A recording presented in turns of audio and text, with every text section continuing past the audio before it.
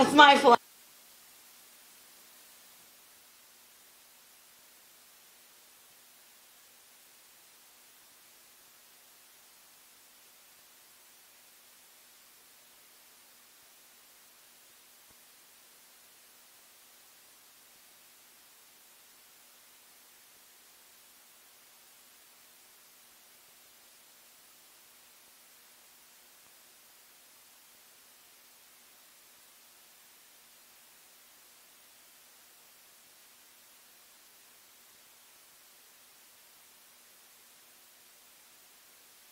Christy, Jan, and Jen. I think I got everybody.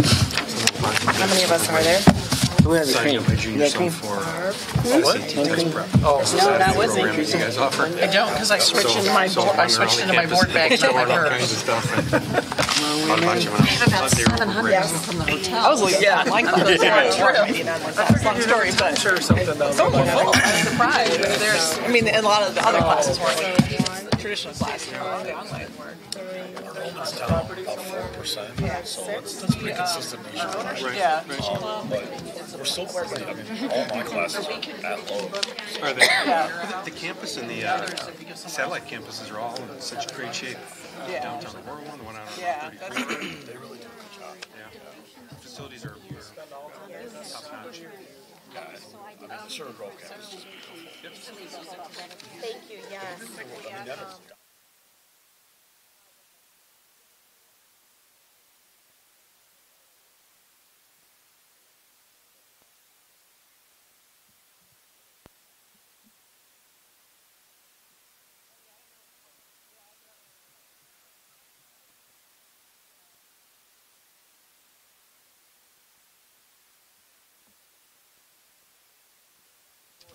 their whole place there. And this was during the presidential. But it didn't do it on, I think the whole place there. oh yes, it did. Presidential. It's like the whole. Yeah. Yeah. But maybe.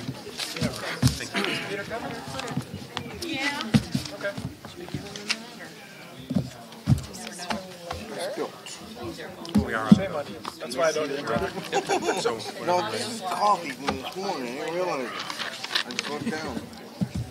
Oh, wow. It's loud. We're going to go ahead and call the meeting to order. It is 7 o'clock. This is the regular meeting of the Kaneland District 302 Board of Education. And we'd like to inform all board meeting attendees that this meeting is being live streamed and archived for access at any time by our community members on the internet within 24 to 48 hours of the meeting's conclusion. And we will start with the Pledge of Allegiance. I pledge allegiance to the flag of the United States of America and to the republic for which it stands, one nation, under God, indivisible, with liberty and justice for all. And a roll call, please, when you're ready.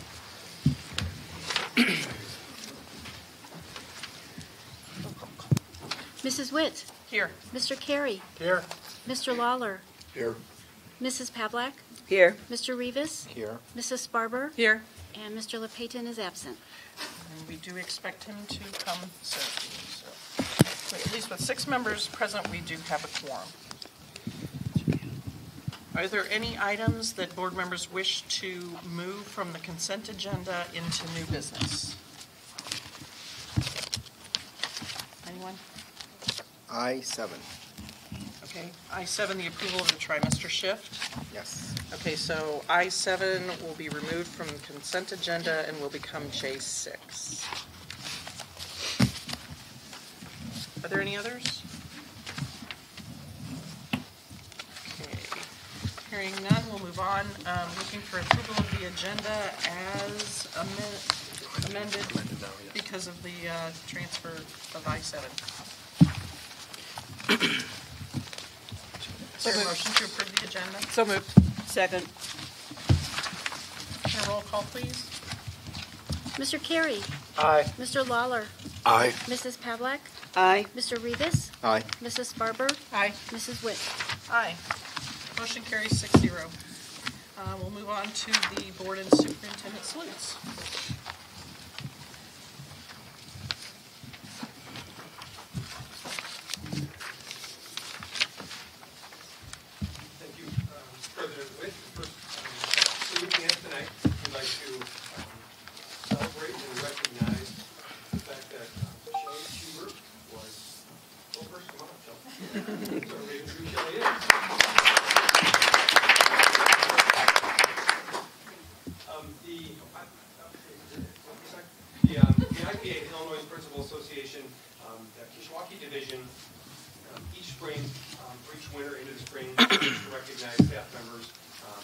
principals and assistant principals for their great work.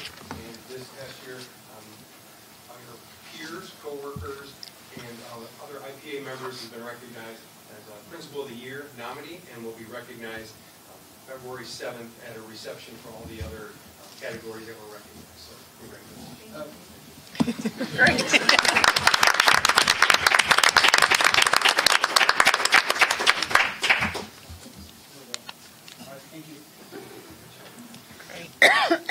Then our next group, we have 3 teachers in our district who just completed the National Board Certified Teacher certification. And so what I'd like to do is, first of all, I'll call up each of the principals are here and the 3 staff members are here. So I'll ask Mr. Faulkner to come up first, and then Mr. Faulkner can bring up Mrs. Versa, and then here's an accolade. Come on. Oh, sorry. I feel like I'm stealing a little of Mrs. Garland's thunder. Mrs. Versa worked with, obviously, Stuart, as she joined us this year as the dean at Harder. However, I've worked with numerous teachers that have gone through the National Board Certification process. And the one thing I've always known is that you truly, truly need to be student-centered in order to obtain this. And she truly is student-centered. She has done so many awesome things at Harder already as our dean. Not an easy position, I'm sure you guys are all aware. It's a very difficult position. But her positivity, her student-centered attitude is really what makes her a great fit with our team and our family at Harvard. So congratulations.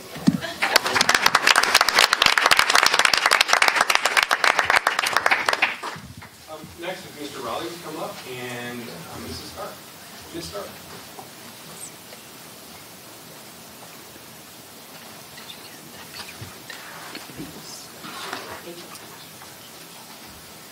Just kind of echoing what Brian had said, I'm not as old as Brian, so I have not worked with nationally board certified teachers, but in being this my first year at McDowell, I inherited a fantastic staff, and Sadie is one of the leaders of that staff.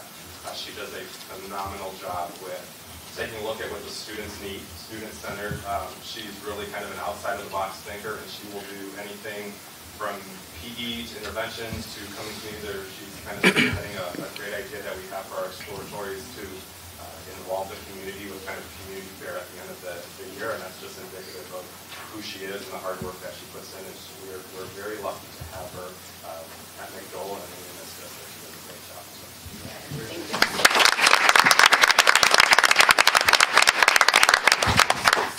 And for our last recognition, if Mrs. McCoy, Dave, principal, would come up, and also Mary Durant.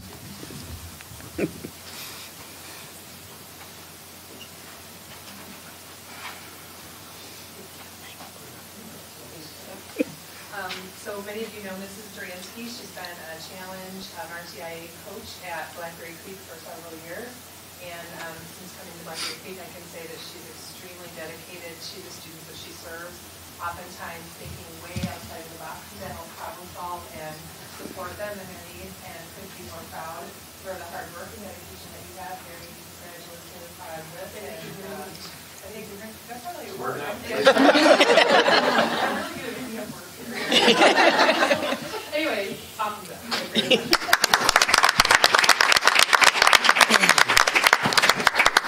Those are our formal board salutes. Great. Congratulations, everyone.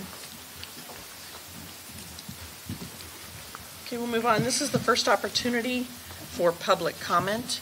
And the board values public input to inform our decision-making and to provide information and insight into what is happening throughout the district.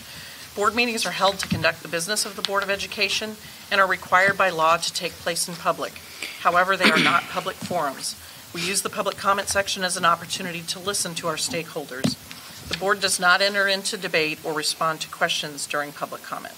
If you choose to speak publicly, we do ask that you stand, state your name and village of residence for the record, and limit your comments to 3 minutes or less so that all who wish to speak may have the opportunity. You are encouraged to seek a private appointment to discuss matters concerning individual students or staff members. While public education can be an emotional issue, and understandably so, the board strives to maintain a certain level of decorum at the meeting. Those who speak are expected to maintain a tone of courtesy and civility. That being said, the floor is now open for public comment. Any public comments? Okay, hearing none, we will move on then.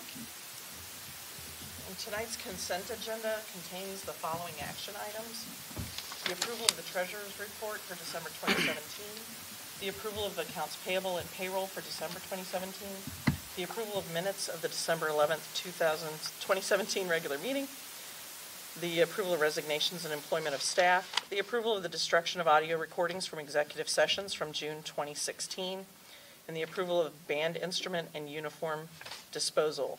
It also includes the following informational items: the student suspension data report, FOIA requests report, and the field trip report. So we're looking for a motion to approve the consent agenda now as amended because of the removal of I-7 to new business. So moved. And whenever you're ready, a roll call, please. Mr. Lawler. Aye. Mr. LePayton. Aye. Mrs. Pavlak. Aye. Mr. Rivas. Aye. Mrs. Barber. Aye. Mrs. Witt. Aye. Mr. Carey. Aye. Motion carries 7-0. We'll move on now to the first item of new business, J1, which is the discussion of and authorization to begin the preparation of the 2018-2019 budget. Yes, just as we did last year and in previous years, in January, we bring forward a recommended amount and budget for authorization to start the 18-19 budget process. And makes it a little more complicated when we have the budget reduction plan as part of it. But as we went through that process last year, you'll see in a second when Dr. Fuchs walks through it and has our recommendations that we've discussed and talked about for a number of months leading up to tonight. We'll have the same chart that we had last year to kind of highlight and outline some of the specifics that we'll be discussing. So with that, I'll let Dr. Fuchs take over. Thank you. So with tonight's recommendation in your packet, I've included 3 possible options for the board to consider with regard to the level of the reduction of expenditures that we need to make.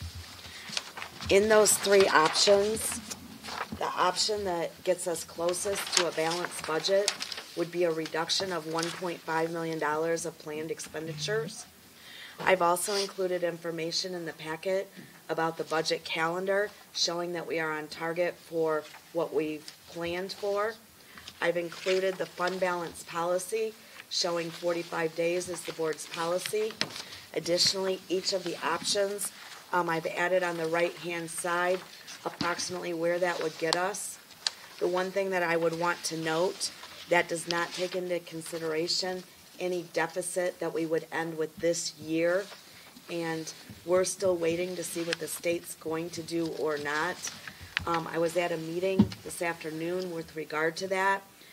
Because of the governor's most recent veto, we're thinking that we may not know all of our funding for this year until approximately April, May, or June. So that doesn't leave us a whole lot of time to make budget amendments and plans for this year. So I'll be very curious. We were hopeful that we would hear something about the evidence-based funding model, Tier 1, Tier 2, January, February, so that we could roll that into this process, but we're not going to be able to do that. So with that being said then, again, these options are on the table. The administration, as Dr. Layden mentioned, we've been working since August on our second consecutive year of reducing planned expenditures. In December, if you'll recall, we did our financial projections. The financial projections are showing approximately $810,000 deficit. That does not include any salary increases for any employee group for next year. A 1% increase across the board for employees is about $340,000. So when you do your math, somewhere around 1.4 to 1.5 is a probable deficit, unless if we make planned reductions. So again, that falls in line with why we recommended 1.5 million. I have a handout for you that you're used to seeing. It's a chart similar to last year. On the chart, it shows the various categories that we've been discussing at the administrative level. The percentage of the target based on 1.5 million, whether or not those items are recurring or one-time expenditures, what financial impact it would have, and then any comments that we wanted to include. There is a more specific list, but until the board authorizes the target amount, we don't want to unnecessarily cause any concern. And so we believe that these categories fairly represent what the plan entails with the approximate percentages. Additionally, when you want to know where are we actually today, I have that information for you as well on a handout that you've seen before. Once you get the handout, I can share with you the information. I'll summarize it for you, and then you can study it and ask questions after you have time to digest it. Our focus is on the operating funds. That would be the education, operations and maintenance, transportation, and working cash. With regard to revenues, year-to-date to the budget, we're at about 88%. That's slightly higher than last year at this time. With regard to expenditures, we're at 53%. This is as of the end of December. December would be our mid-year point, so 50% would be your target. So we're slightly above 50%. Last year at this time, we were at about 51%. So very, very comparable. Near the bottom, you'll see the operating fund balances as of December. They're high this time of year because we've received our June and September tax payments. We use that money each month to pay the bills, including all salaries and benefits. You'll see in the box on the right-hand side, don't forget we've made the one-time permanent transfer of $3 million from the transportation fund to the education fund. And so that's why when you look at the fund balances as compared to prior years, there's a noticeable difference. At this time, I would welcome any questions that Dr. Layden and I can answer for you. Otherwise, our recommendation is that we target a reduction plan of approximately 1.5 million. What I can also say, throughout the spring, as in previous years, we will continue to bring updates as information becomes available and becomes actual. For example, after tonight, my plan would be to get the capital plan back in your hands with a recommendation. We need to order the school buses if we're going to get any. We need to start moving on staffing. There are things that have to take place now that we're into spring. So questions? Dr. Fuchs, if we didn't go with option 1, we went with option 2 or option 3, does that mean that these just uniformly change, or do certain ones get targeted more than others? I would say that certain ones would get targeted more than others. The reason why, our list is prioritized. Okay. And the list contains a running total. So what we would do then is we would have to decide what level you've set us out for. Sure. We'd cut it off at that point, and then we'd have to redo the percentages accordingly. Okay, thank you. So, looking at the page that, you can see this far. Yep, I can see it. I know that page. That page. Yep. We had dreams about it. Oh, yeah, I do. Nightmares, actually. We had a budget for this year, and I know you said because of some of the state question marks, you're not sure how this year will end up. But do you still think that's your best estimate for a deficit, or what type of reasonable range would you give? I guess where I'm going with this Sure. is this looks to me like about 10 days of cash, and so when we look at whatever it was, 42 to 47 days, I almost would think 32 to 37 days, unless you tell me that's off for some reason. No, your calculations are correct. Okay. I would say it is my best guess at this Still, point. yeah. In terms of the state, that's what hit us hard last year when we didn't get those last two payments within the fiscal year. We did get them, so they are included in the projections. We budget for 4, you eventually get it, it evens out. So at this point, yes, I believe the 1.6 million is pretty close. I can tell you I've got a little room on the expenditure side, because I'm watching the salary and benefits and things like that. On the other hand, on the revenue side, I'm not confident how much more we're gonna get. The state is caught up finally in in October. They got caught up to last year's payments for the categoricals. We have not received Q1 or Q2 from the state yet. Each quarterly payment is a little over, I think it's around 1.2 to 1.4 million. So we're down a couple million right now waiting for the state to pay. And so I'm not sure what their plan is. The one thing that I'm wondering that we talked about at my meeting today with other folks, because of the governor's delay, we're wondering if that's gonna free up some money that maybe they'll release one of those quarterly payments, which would only help us. Okay. So I wish I had a better answer. At this point, this is the best I have for information. Yeah. So I mean, still best, I shouldn't say best case scenario, but we're thinking we'll probably be in the 30s as far as cash on hand even if you do the 1.5 million cut. I believe so.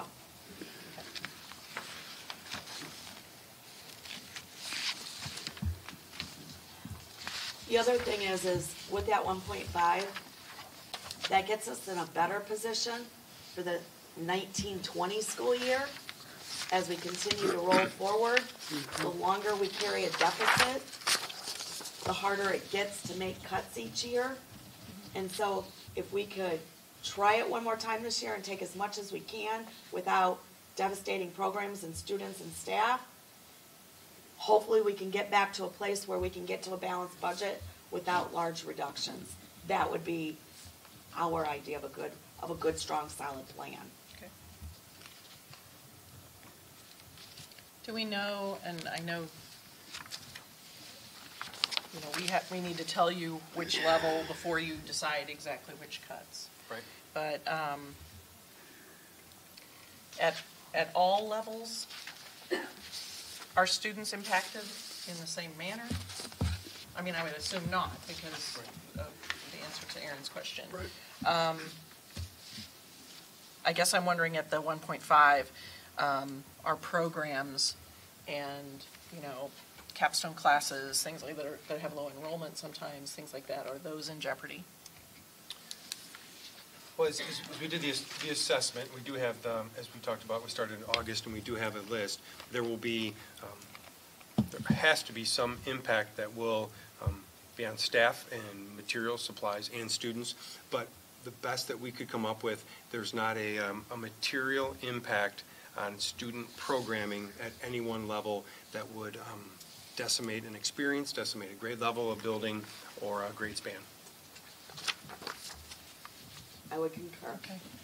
Could you provide any greater insight of the range of impact between decimate and impact? I'm trying to understand the scale of this. And the other part of my question is, if we were to opt for a less aggressive reduction into this coming year's budget process, are we only delaying sort of that inevitable impact because there's no way to take that full, to eventually eliminate the deficit without ultimately impacting students, programs, and staff? Right. So is it really a question of when we choose to do that in order to become balanced in our budget? So I guess there's two parts to that question. Right. I think the more, and then Julianne, you can share anything additional to it, the more that we can do, we believe the more that we can do this year, and this amount, the 1.5 million, ends up being very similar to last year. Last year we targeted 1.5, it ended up being 1.7 is what we actually came up with for last year from the reduction plan. But what we believe is the cuts this year of the 1.5 million that we've kind of outlined and have been looking at would be similar to the programming cuts from last year. So they, last year, I think we did those cuts. We're able to go into the school year with some changes for students, but nothing that was impactful, nothing that cut out capstone courses, nothing that cut out programming across the board. So students would, and staff would see some impact, but nothing, I guess I don't use the same word again, but I guess the sooner we do it, the better, because the longer we delay, then the more that the deficit will grow, and then the bigger the impact will have to be at some point. And one of the things that is helping us a little bit is that we did lose another, I think it's 80 to 90 students. So across the board, we're still have smaller enrollment. So that helps. Okay. I think also, Julian, what's the revenue increase, let's say, Right. from 16-17 to 17-18? Like, what percentage? Sure, I can tell you that. Because I think to the other side, is it just going to happen eventually? If our revenue increase isn't going to catch up. Right. You know, it's so small right now. Yep. So from 2014, 15 to 15, 16, our revenue growth was a negative 0.08, so just under 1% minus, so we went down. Then from 15, 16 to 16, 17, it was 3.66%. Budgeted from 16, 17 to 17, 18, I've got about a 0.8% of growth. So That's the problem. that's the problem. Yep. Yeah. And that's with your full tax levy. When our other sources of revenue are decreasing, that tax levy is what really supports us. We are very lucky, again, I say this at tax time, to be in a district, we're supported by our local taxpayers. It doesn't feel good and we don't like it, but for the sake of our school district, we're very fortunate. Because those districts that are dependent on the state right now are struggling a whole lot worse than the conversations we're having.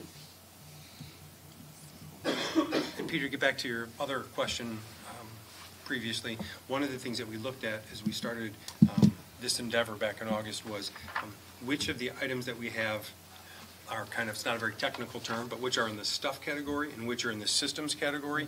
And so what we tried to do is look at what we could do that's recurring, that was kind of stuff related, and which were those that were systems related, and taking into consideration our mission and Kaneland 2020, how are we keeping that moving forward with a system that will deliver those services and be able to balance that along with some of the other capital buses and some of the other material supplies.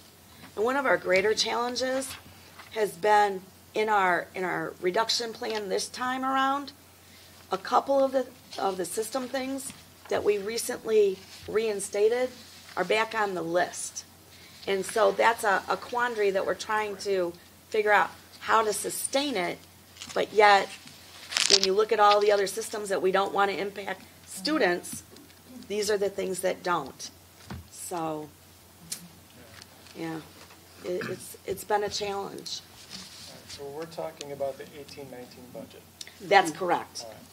So if we accept the recommendation of cutting by 1.5, that gets us to about zero, or that's what our hope is. That is our hope. You're correct. Because remember, we have some unknowns. Health insurance doesn't come to us until April. So that's a big swing if it's high or low. We've got 5% built into the projections. For health insurance. Exactly, for an increase. So if it comes in higher than that, we'll be scrambling like last year. If it comes in lower than that, we'll meet our target more quickly. So there are things like that that are just unknowns that we have to project and use assumptions. Is there an assumption in that number that for a tax increase or percentage increase based on? In the financial projections, we've got the actual CPI because it's known, because you've just passed that levy. Okay. All of that is considered in the projections. All right, so That's a known, that's not an unknown. The only part that's unknown is how close or how far off I was on the estimates for EAV and new growth, and we won't know that until March or April. so we're pretty well locked in on our revenue numbers for next year. Or projection? Yes, except for the state. Okay, well, Because I was hoping that we would know what it's gonna provide us with being a tier 2 designation under the evidence-based funding model. all right, well, So, I know, who knows what the state's, Right. we can't plan on them for anything, in my opinion. we can't, but unfortunately, it's 10 to 12% of our budget. I So, understand. Yeah, So I guess my question is, we're assuming 0 increases for any staff over the next 2 to 3 years based on just making it all work with the numbers that we have. I know that things change, and I'm not suggesting, but it doesn't seem likely that 0 is the number. So why is the administration not suggesting a larger cut because if we give raises to anybody, we blow our numbers and we're back to a negative. the 1.5 does take into consideration raises. Okay. If you remember, the projection was a minus 810,000, so we built in money for increases. Okay. Yes. So that brings to mind, to me, I have a moral issue with cutting programs and services to students, however small, in order to fund raises for employees. You know, there's a hierarchy, you know, when we make cuts and students are at the top, it just seems like we will be cutting in order to, you know, give pay increases. And while I'm not saying 0 pay increases, you know, but, you know, if we go with the 1.5, my opinion is then that we need to be pretty aggressive in negotiations in order to I mean, personally, I wouldn't be able to allow that to happen. I wouldn't, it can happen without me, but, you know, it just takes 4, but to me, that just seems just wrong. So for the 18-19 school year, while we have an agreement, we don't have a dollar amount right now, but we do have an obligation to fulfill for one of our bargaining groups. Right. So if we just take the deficit plus that bargaining group, I estimate that it'll be a little over 1.2 million. If you give a comparable amount to the other employees, that brings you up to the 1.5 million. Okay.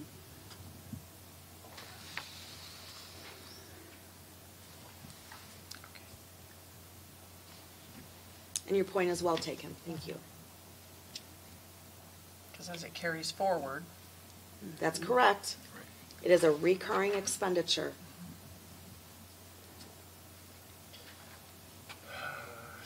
Julian, while Ryan thinks. On the first one, the 1.5, how am I to read the 47-day fund balance? Excuse me, That's Pedro, could you please speak up a little bit more? Can't hear you way down Thank this you. end. Thank you, Peter. As a matter of fact, I need to get closer to this. On option 1, my question is, how am I to read the 47-day fund balance? I guess I read it backwards, but I look down, because we're supposed to, or trying to maintain a 45, right? So if I were to say, if I bring it down to 45, would that 1.5 increase? Okay, so your question, let me clarify the question. Your question is, how in option 1 are you to read the 47-day fund balance? Correct. So the 1.5 is a reduction. So if you spend less, you don't deficit spend. When you deficit spend, your fund balance comes down. So therefore, with the 1.5 option, your fund balance is higher. So by it being higher, you have more days in reserve. Correct. I guess I was trying to say, how do we get it down to the 45? But then that sounds like option 2. Right. Correct. Because there's It some just seems like it's deficit, backwards. there's some deficit spending, so because of the deficit, the fund balance will drop by a couple days. So right now, we're running closer to the 47 days, so we're saying if we wipe out the deficit will stay at the 47 days where we are right now. Is that how that would work? That is. We'll be that at is. 37 after this year, though. Right, and then that's where I've got the note in there, because I don't know where we're gonna actually land for this year. All right. So no matter what we do, we're going to be in violation of the policy until we get the money at the end of the year. Right. If and when we Well, get the money if at the the- end of the year. Yeah, if the money comes. If we hit budget, we're at 37 Right. days. So that's why the administration is recommending the full 1.5, is to give us a little bit of room to help keep the fund balance within the board's policy. Please remember, there's no penalty for dipping below, but the policy clearly states that if you dip below the fund balance policy, you have to look for ways in which to increase the fund balance. Right. How do you do that? In our world, decrease expenditures, because we have very little control over our revenues.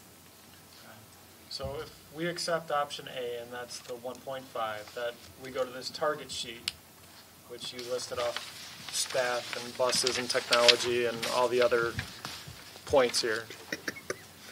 Each of those come up for a vote before the board, if I'm not mistaken, right? So we approve the budget, but then you bring back each one of these to us for approval? I wouldn't say individually, Ryan. Well, buildings, but Right, for example, building supply budgets, I need to get those allocations out, so that's just something that we'll take care of. But then when you approve the budget in, the tentative in June, it'll be a part of that. But capital projects, yes. School buses, yes. staff, technology. So the The big ones, yes. Okay. Yeah. The other ones, not so much. You'll know about all of them. Yeah, no, but what I meant is specifically, Yeah. like, school buses comes up for a vote.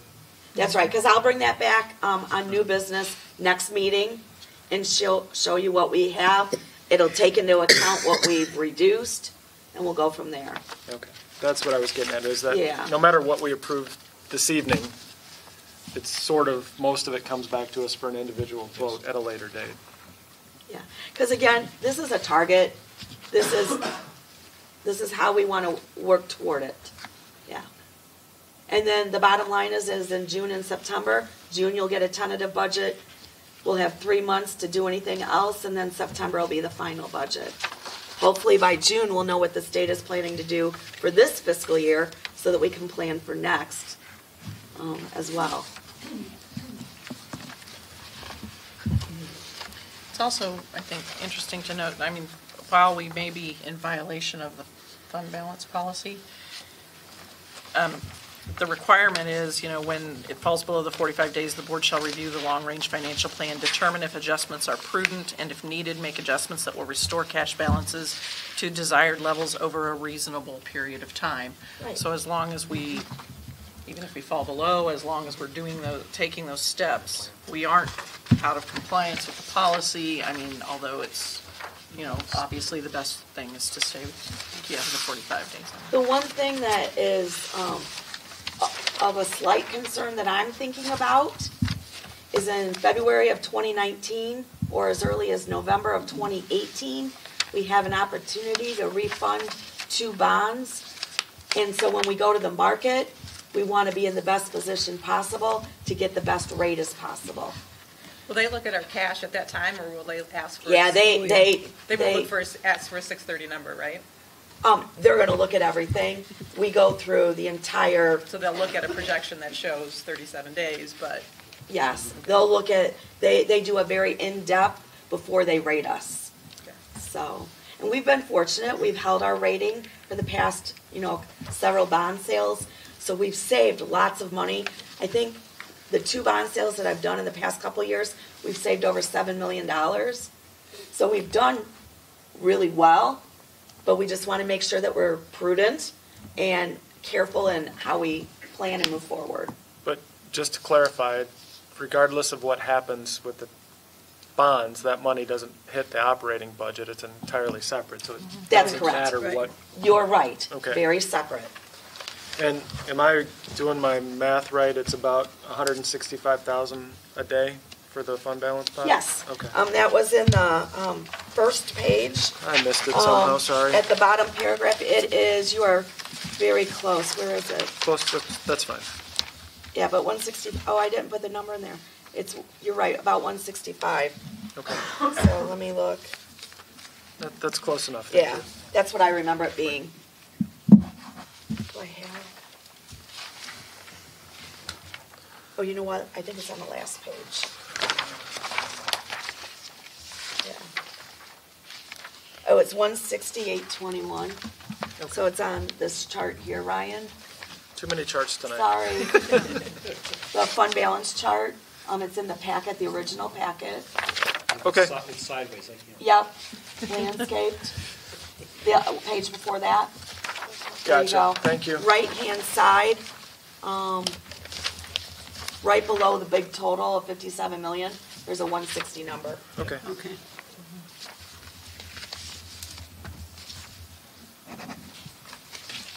So when, considering your recommendation, you guys took into account any impact it might have on our rating?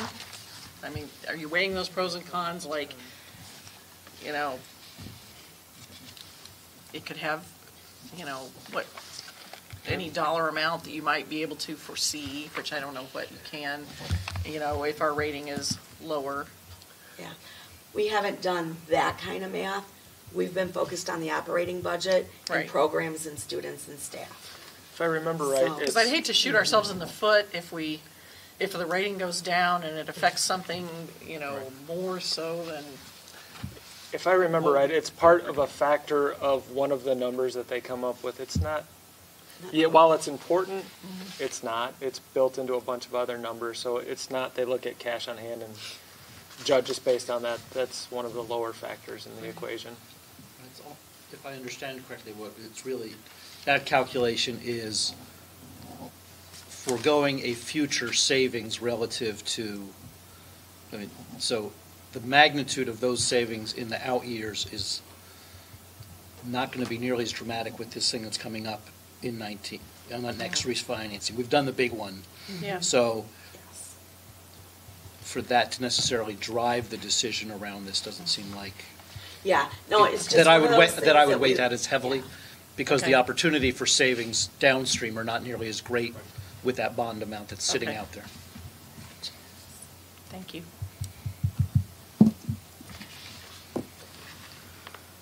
Other questions? Is at some point we need to move on then to the discussion of the recommendation, and if we agree with it, if we don't agree with it, if we prefer one of the other levels. The recommendation is at the 1.5 level.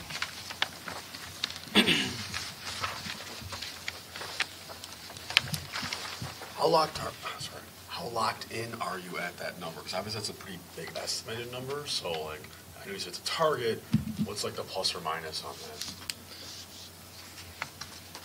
Tell Julian's me. usually within about 2% on her budgets every year, as far as expenses to, she's usually pretty tight on those numbers. Pretty close.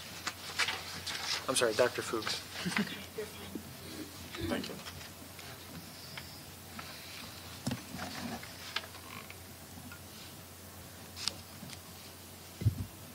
So are we comfortable with the recommendation? Is that what we'd like to vote on? Are there arguments from anyone to change that, to go with one of the lower amounts? Well, do we need to make a motion to, Well, I guess I'm I deciding know, what the but just motion's the- going to be, and then we'll, I'd make a motion to accept option A. Unless somebody, option one, one, yes, so, Which is recommended, right? yes. okay, so you're making a motion. I would like to make a motion Okay. that we approve option A, or option Okay. one, sorry, Okay, as so- recommended. So it's been moved that the Board of Education authorize the district to begin preparing the budget for the 2018-2019 school year for Kaneland Community Unit School District 302, reducing planned expenditures by approximately $1.5 million. Does that Yes. concur with your motion? Thank you. Is there a second? Second. seconded by Mr. Rivas. Is there further discussion? Do you want to go straight into a vote? Anyone? Okay. Roll call on it, please. Mr. LePayton? Aye. Mrs. Pavlak? Aye. Mr. Rivas? Aye. Mrs. Barber? Aye. Mrs. Wood? Aye. Mr. Carey? Aye. Mr. Lawler? Aye. Motion carries 7-0. We'll bring you updates periodically throughout the next couple months. Okay, you will. And as we did before too, this sheet will be kind of a running scorecard that we will update as it's completed. Yeah. I'd say we look forward to those updates, but. Only the good ones, right? Right. I understand. Yeah. Hopefully money from the state, so. Okay, we'll move on in our new business then to J2, which is the Kaneland John Stewart co-teaching pilot update. Yes, last year, Fran Eggleston and Mrs. Laura Garland were here, and they shared with us an idea for a co-teaching pilot program at John Stewart. And now that we're about halfway through the school year, I know the board at some point asked for an update. We figured now would be the perfect time because as we get into March, into staffing, there will be more of a formal recommendation about the program. But so tonight there won't be a recommendation. We'll just have Mrs. Eggleston. We'll give a little bit of a philosophical update, reminder of why we went to this and kind of what it is.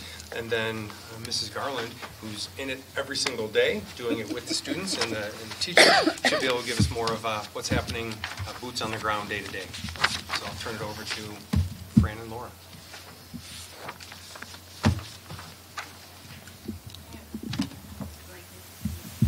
Sure.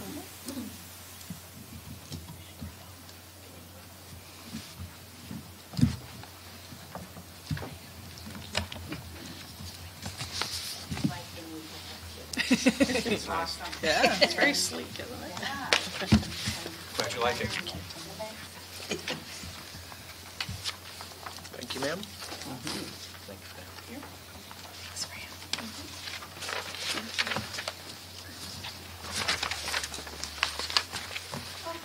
Thank you very much for allowing us to revisit the co-teaching pilot that we probably presented to you approximately this time last year. So the purpose of us coming to you at that time is I have been working with Laura and her team in regards to talking to her and her staff about the possibility of offering co-teaching at the elementary level. Some information I'd like to just share with you right now is while I don't have the specific information at the high school, I can tell you that co-teaching is happening at both the middle school and the high school right now. And at Harder Middle School, there are 12 co-taught classes currently. I attempted to get the information with Kristen at the high school, but unfortunately, she's out due to a death. Just to help you understand that co-teaching is taking place in Kaneland at the middle school and the high school, and we wanted to take a look at whether to see if we could bring that type of model of instruction and services to our elementary school. So I talked with Laura about that. She spoke to her staff, and they were very interested in doing a pilot. We came to you again approximately at this time last year. We needed your blessing in order to move forward with that because there needed to be a shift in the staffing pattern in order for us to attempt to try this service model at the elementary level, because we certainly were in a situation where, again, with the finances, we were looking at ways to make this cost neutral. Therefore, coming to you asking if we could trade out 2 program paraprofessionals for 1 certified staff member. So that's the history. Again, the co-teaching model is a model of instruction that is supportive of our students, where our students would receive special ed services within the school, within the classroom setting that their peers attend, as opposed to pulling them out for some instruction. Now keep in mind, there absolutely are some students at all levels that need that type of service, where we do need to pull them out and provide that service. So we needed to have that flexibility. But in order for us to attempt to try it at the elementary school, we needed additional staff. So that's the background and how we came to you. So I kind of wanted to offer that information as a reminder of where we came from. I do, and Laura's going to talk a little bit more in depth about this, but we have, I have contacted the Consortium for Educational Change. We have a consultant that has been working with our special ed and our general education staff over at John Stewart as well, providing them instruction. And in fact, they did some in-service professional development in August before school started, and then again in October, and they just completed one, I think it was just this week. So Laura has some statements that Joyce, our consultant, provided fresh on the brain that she even thought was very helpful, and shot those to the email. I do want to just, before Laura speaks, once we presented this pilot to you in the approximately this time last year, we did survey our staff, and on the sheet that's on the landscape, this is the information and the data we collected in regards to our co-teaching teacher survey. So we did a survey with our staff, gen ed and regular ed, in the spring of last year, and then we sent the survey out to get an update on where we're at in the fall of this year, approximately October, November, hopefully. So that information is there for you to take a look at. And what I try to do is put it side by side to make it a little bit easier for you to kind of take a look at the type of questions that we were asking the staff, such as how easy is it to get the resources that you need to co-teach.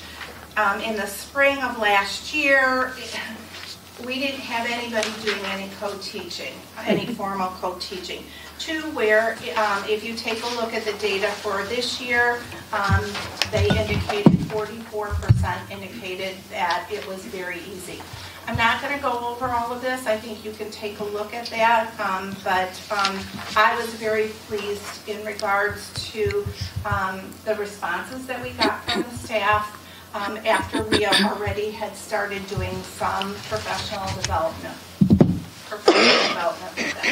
So with that said, I'm going to turn it over to Laura, because Laura has some information and data she wants to share with you that come directly from her staff.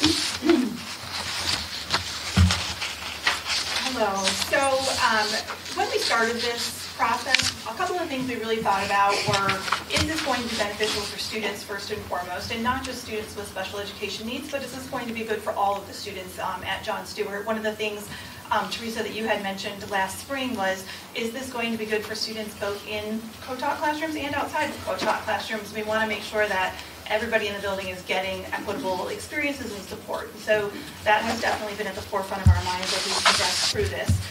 Second, is it going to be beneficial for the staff? We need our staff to continually engage in ongoing professional development. We need them to be able to identify the needs of their students, not just those on their caseload or within their individual classroom, but across grade levels and ultimately across the building. So is this structure going to be something that grows our staff's ability to do that? So those are the two things that we really have tried to keep the most focused on as we've gone through that. Joyce Senders is the consortium trainer that's been working with our staff. Just this week we met with her, and probably the number one thing we all took from that, and I'm looking this direction, 4 of our special education team members are here tonight who truly do this in and out every single day. So hopefully I'm doing their work justice by communicating with you tonight. But the thing that she had said to us is you're 2 trainings and 1 forum into this. And we really liked the context of that. We were able to identify a lot of successes, but we were also able to identify barriers that we're continuing to work through. Time being probably the number one that comes up. That comes up in co-teaching, and that comes out in outside of co-teaching. So time there is never enough of, no matter what structure you're doing, is what we've decided. But her putting in that context of how early we are in the process really was, I think, gratifying for us that we've accomplished a whole lot. Some of the things that we've noted already are difficult to communicate through a data sense. It's only been about 4 months that we've been in this, so it's hard to say are students academically performing at different levels, at higher levels.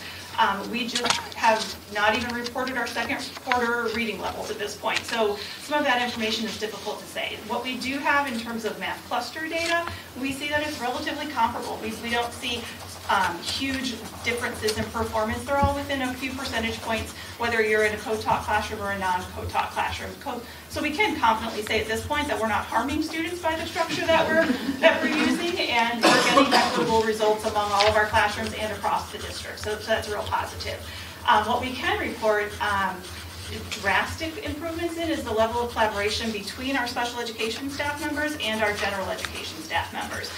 They are working together on a daily basis. They're collaborating together on a daily basis in ways that they've never really been able to before.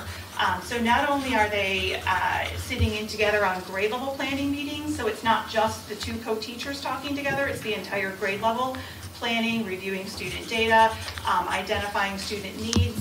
A few positives that have come out of that are we are finding ourselves identifying needs of students much quicker than we have in the past. There's more sets of eyes on those students. We have multiple perspectives that we're able to communicate, which is helpful in meeting with parents and communicating needs for either enrichment or additional remediation support.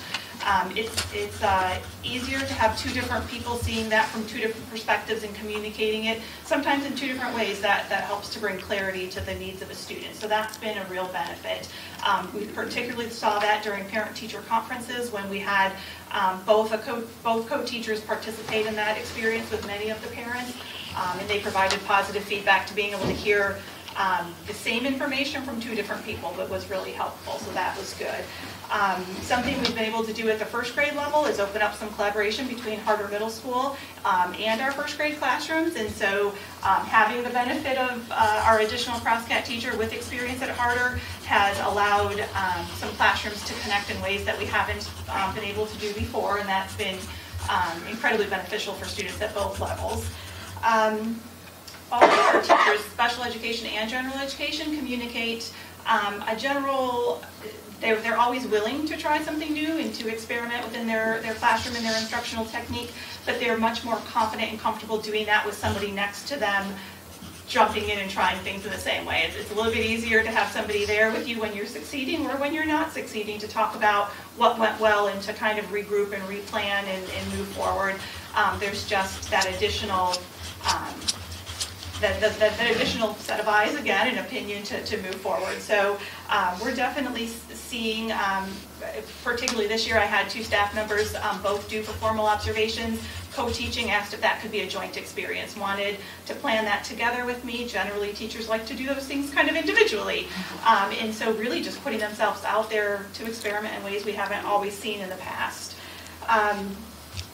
We, just kind of an interesting thing that we've noticed is we were very interested to see how students would respond to having 2 teachers. Are they going to feel as comfortable accessing support from both teachers? Will they receive help from both teachers? Will they communicate with both teachers when they're struggling or when they need something more deep or more rich?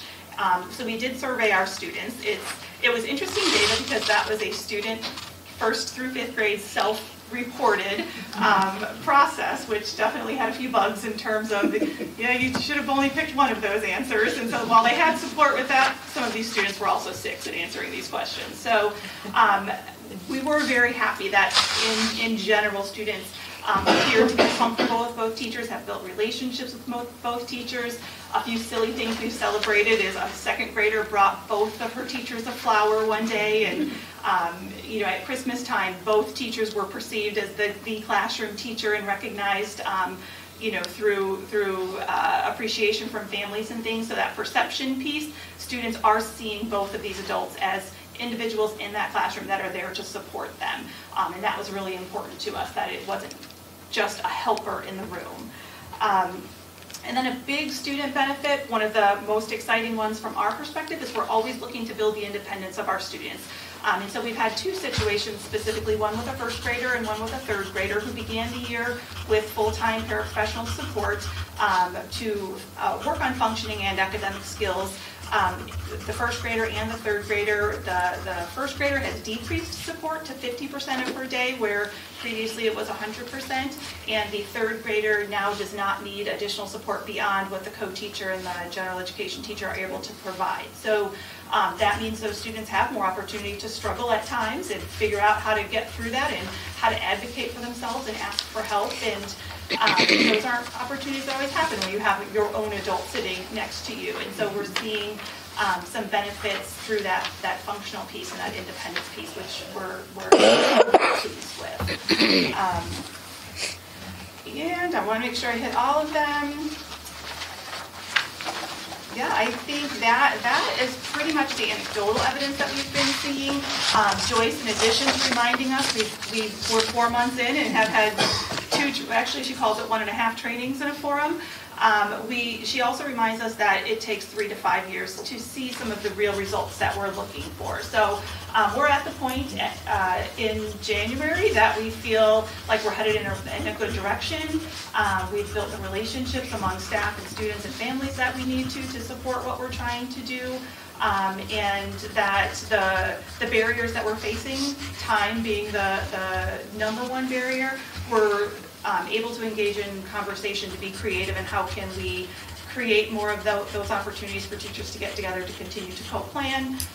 And that is part of it. It's not just being in the classroom teaching, it's co-planning together, co-reviewing data, making next steps in those types of decisions. So all in all, the report from the staff, students, and parents at this point is we're very happy with the progress we're making and are excited to continue moving forward and seeing what additional information we can collect.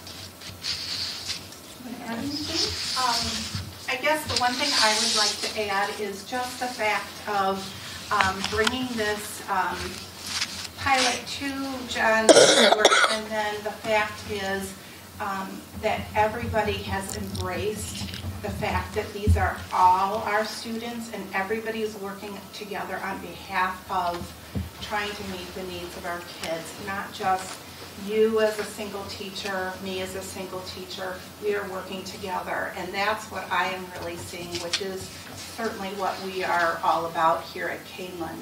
So I do want to open up to any questions, but I do want to let you know that training continues through the rest of this year with the staff. I'm not sure when your next February. So the training and coaching, and then we at the administrative level are having conversations with the elementary administration, talking about the positives, the challenges that Stuart is going through right now with co-teaching, and we are going to have some conversations as to what our recommendation is moving forward at the elementary level, which will be bringing that to you as well, because should we move forward and agree that this is what we would recommend, certainly that affects the staffing pattern as well. So, and we certainly wouldn't do that without your blessing. So with that said, I'd like to open it up and see if there's any questions any of you have. Actually, the last note that you mentioned, I know this project headed off, and it sounds like you guys are doing awesome with it. It's really inspirational to hear all the good stuff that you mentioned, Laura. But one of the things that helped this project take off was the shifting of the staff at that time for your particular school. Hence what you mentioned last about Because we had some concerns and we kind of polished it up so that people were actually moving, so it kind of helped the situation. So, yeah, we're going to have those talks if we're going to spread it across the other schools, because it will affect how you ship things for people. And we're still in the same financial situation as last year, so we have to be sensitive to that. Thus the reason why we look at what are our resources and how we might be able to shift that staffing pattern that might meet the needs of our students as well. So. Okay, my question is on this issue. This is being done at Stewart, okay? I'm sure you've had conversations with the other 3 grade schools. And are they anxious for this to get moved into their buildings, or? Some of them are here as well too, so I'm always careful about speaking for them. I don't know that I would use the word anxious. I think maybe curious would be a better word to use. It really would have to be a little bit individualized at each building because it is dependent on the needs of the students that you have. For example, at John Stewart, it's not one teacher assigned to one classroom. We have one case manager who only works with 5th grade because of the number of students with special education needs at that grade level, and another case manager works with 3 grade levels. So the scheduling and structure would have to look a little bit different because it's based on the student population at each building. But in terms of the collaboration and that sense of collective efficacy of staff working together, that certainly is more of a Kaneland focus, and so that element would be consistent. Another bit of information to add is that the professional development that we have been offering, we have opened it up to any additional staff within the district. So we have had some high school staff and their general education counterpart attend as well. Plus we've had some special ed staff and gen ed general education staff attend from other elementaries as well. So, and I would also have to say it's a given that we would have to run this professional development again for the next group of people who are willing to participate in this, should we move forward with that. We have also had opportunities for school improvement days for staff they engage in professional cohorts where they can collaborate across the district. And so our special education team has had the opportunity, the case managers from different elementary buildings to come together and ask questions and share. So there has been that conversation ongoing, and those questions are being addressed sort of ongoing. So certainly we're keeping the other buildings informed of how it's going, what our challenges are, what our successes have been. So we're keeping those lines. Since it takes 3 to 5 years to identify the impact, wouldn't it make sense to maybe wait it out, see how it works out here before transferring to the other school or doing the program at other schools? Yeah, we've had that conversation too. Yeah. I think that's where we're at this point. Of 4 months in is a hard point in time to decide what that recommendation ultimately will be. So we're looking at the research on co-teaching. We're talking to the consortium for some of their just experience in other schools. But yeah, I think that's a valid question and one we haven't answered quite yet. What are the biggest obstacles you faced? I would say that time, for sure, because it is essential that the teachers are not just teaching together, but that they're planning together and reviewing student data together. So that has been the #1 barrier. I would say the challenge that we are halfway over. Still working a few kinks out, but willing to figure that piece out. I think the other thing is that the needs of the students are different. So we are constantly reviewing, are we doing what's best for students? And so there are times where we're trying to figure out, Fran mentioned, there are still some students who do need pull-out support in a smaller group setting. And so we're working continuously to identify when are those times, who are those students, who's responding well to a push-in structure and who's not.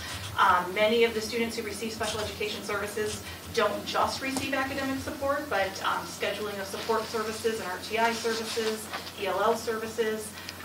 So that student's schedule, figuring out what that looks like for each individual student has been something that's ongoing and that we adjust throughout the year. With K-PASS, one thing we initially overlooked was that they would actually be co-teaching with a STEM teacher and an ELA teacher, and so we've backtracked a little bit to get 2 teachers at the 4th and 5th grade level each on board. That was a relatively easy one. It primarily consisted of catching another gen ed teacher up on the training that had already been done. So those are a few examples of things that we've been working on. Mostly logistical, I would say, are the challenges. With the goals you had of where you thought you would be presently, are you on target? I would say we have surpassed. I anticipated the degree to which 2 teachers need to work together on common goals and join 2 philosophies and approaches to be maybe a little bit more challenging, given that they're working in Mrs. Full's case with 3 different grade levels trying to do that. The fact that they have figured out those collaboration schedules and are where they are, and that we already have students exhibiting higher levels of independence, that our academic data is still looking consistent, we're very, very happy with where we are at the moment. Nice, thank you. How do you decide if a student's a better fit for direct instruction or sort of a pull-out? How do they? Yeah, so several things. One of them truly is the degree of the support that student needs. And so we have some students who the delay is multiple years, and so the curriculum itself needs to be modified to a greater extent. And so some of the students who have the highest need for modified curriculum tend to do better in a more pull-out environment. Some students, functionally, like an overstimulating environment just seems to be more than they're able to communicate in. With personalized learning, the students have become a part of that conversation, so it's not always just us making that decision, but talking with the student about what they feel they need at the time and where they can learn best and those types of things.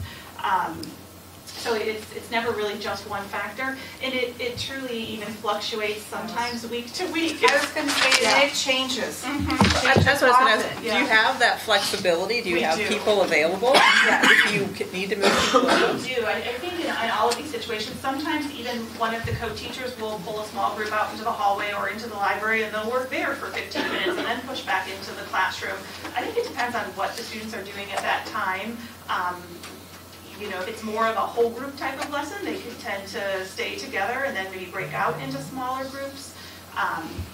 It just depends on, I think that's the nice thing, is the flexibility that they have, is they change it based on what they're doing at the moment and what the reading level of the science text that they happen to be reading on TCI at the moment. That for some students, the accessibility, they need more support than if they were doing a hands-on experiment, so that might look different.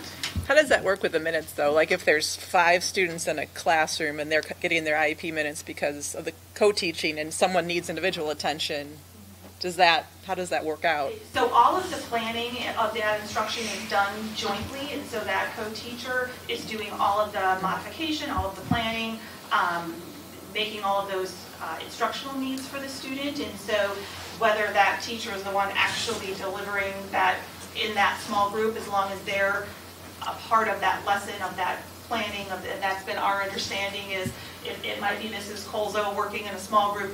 She doesn't necessarily have to have every child in her group, but she is responsible for their progress, responsible for their planning, responsible for meeting with that student regularly. But if another teacher is in the room with her delivering that instruction, as long as they're coming together and they're continually working together on the needs of those students. It works out.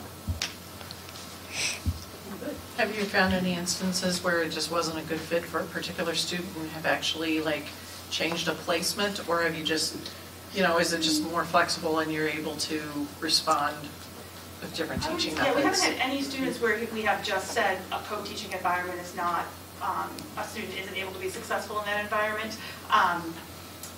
We have had students where we definitely have maybe increased pull-out minutes or decreased pull-out minutes for a given period of the day or something like that, but we haven't had any students who the structure just hasn't supported. I would say no different than prior to co-teaching. I think prior to co-teaching we had those same instances as well where this isn't working for the student, let's try something different. If anything, I think we have more flexibility. Probably the number one thing we have done is been able to educate students with special education needs alongside their peers to a much greater extent than we ever had. In the past, students who have significant numbers of special education minutes on their IEPs spent very little time in a general education classroom with their peers. And that is a drastic change for this year. They are much more engaged with typical developing peers. They're serving as excellent role models for each other. I think even just the concept of tolerance and empathy and understanding people who are different than you, those are ongoing conversations in all of our classrooms, but I think particularly evidenced when you're working with students whose needs are different than yours, of learning just that general concept of tolerance and empathy.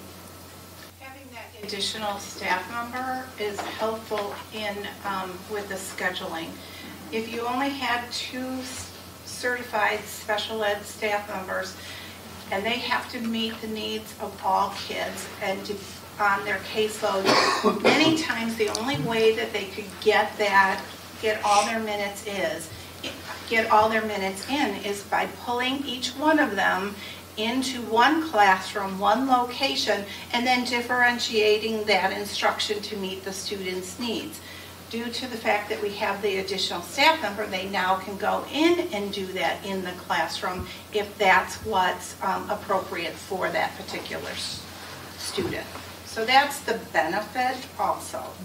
And when they're in the same classroom, through just by the nature of interpreting maybe a strategy differently, that the language might be different in a a special education small group setting compared to what the student's being exposed to in the general education classroom. They're essentially teaching the same standard, but maybe using different language or examples or terminology. That has been so beneficial in that the students are hearing the same instruction from 2 people. They're still getting their own take on it, but they're not now being moved to a different environment to hear it presented differently in a way that might have confused them. They're now referencing each other's teaching, and general education students are going to a small group with a cross-cat teacher in their classroom because they're feeling like they just understand it better the way that teacher is explaining it. And so even I think the continuity between special education and general education services has increased because they're doing it together instead of interpreting it their own way. Right. I mean, you say you don't have a lot of student performance data yet, but do you have a sense for how people are achieving their IEP goals? I mean, I think you have like overall, like reading and math assessments you were talking about, but specific to someone's IEP plans, do you see if students are more or less successful? I would say that we are consistently successful and probably, don't know which of you to look at, probably in the same ways that we have been before. Have we seen a drastic increase in students' ability to reach the goals quicker? No, not 4 months in. Have we seen this be a detriment to their ability to do it? No. I think we have seen an increase in students' willingness to put more ownership on themselves to access the help that they need, or to persevere through a challenge, or to even request support from a classmate or have a classmate explain it to them. Those aren't opportunities they had when they were in a removed environment. And so that part we have definitely seen. Students are still achieving their goals consistently as they were prior to that. A lot of those goals are based on their current levels. All of their goals are based on their current levels of performance. And so we write goals that are SMART goals, that they're achievable, they're attainable.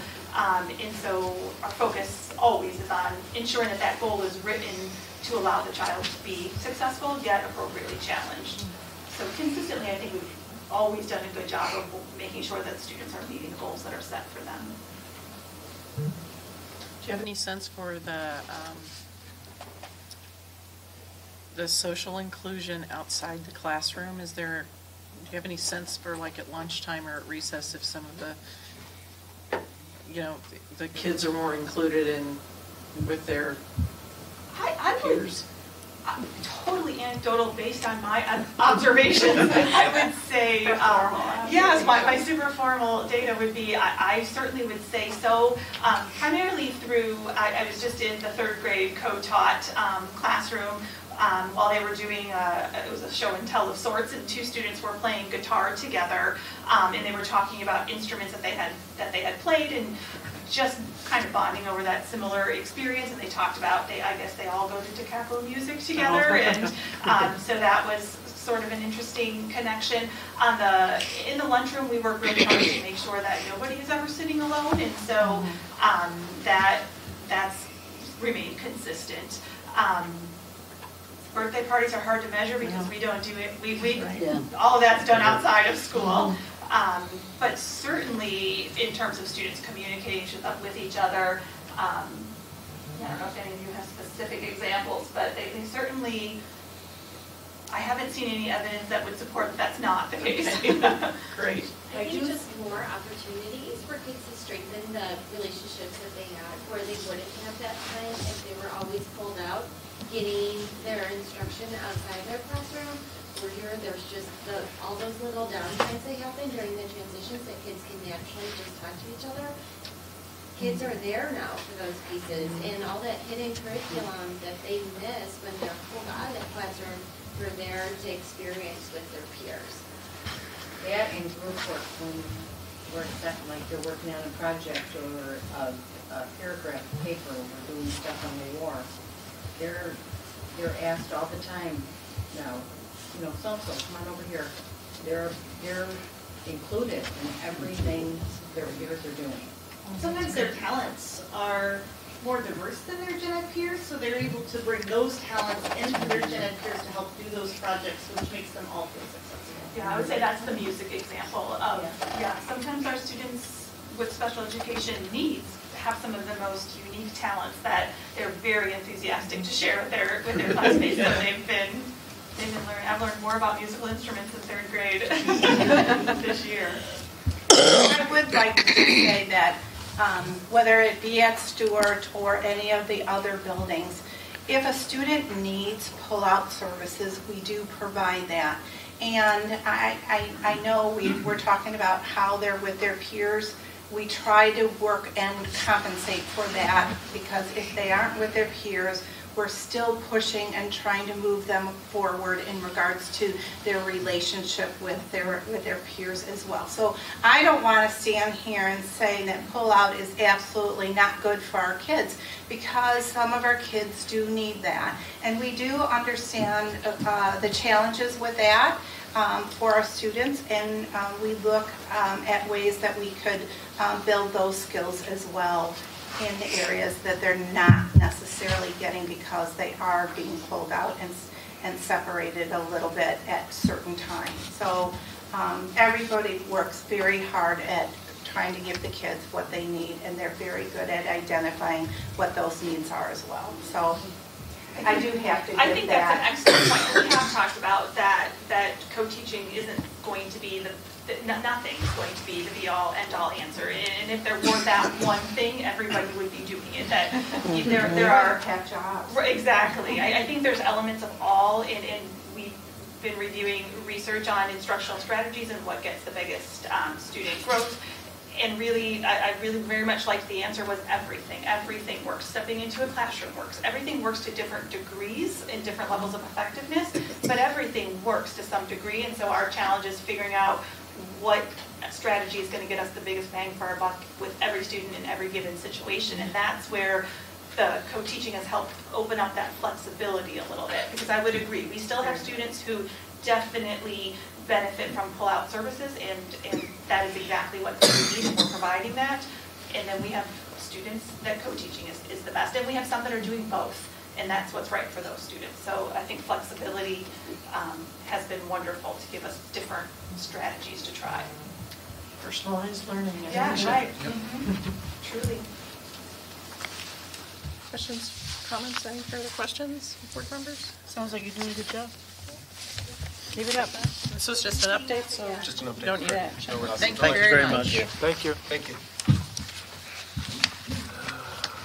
Okay. Moving on to another update, we're looking at J3 now, the Alice School Safety Training Update. As we completely shifting to a unrelated item here, curricular before and budgeting, now ALICE is a school safety protocol that we've been investigating over the last year and a half, and now we're, as we're getting staff trained, Deputy Connolly, as she's been trained in ALICE, what we're doing now is we're starting, and Mike will show you and walk through the process of where we're at and what it's going to look like as we move forward.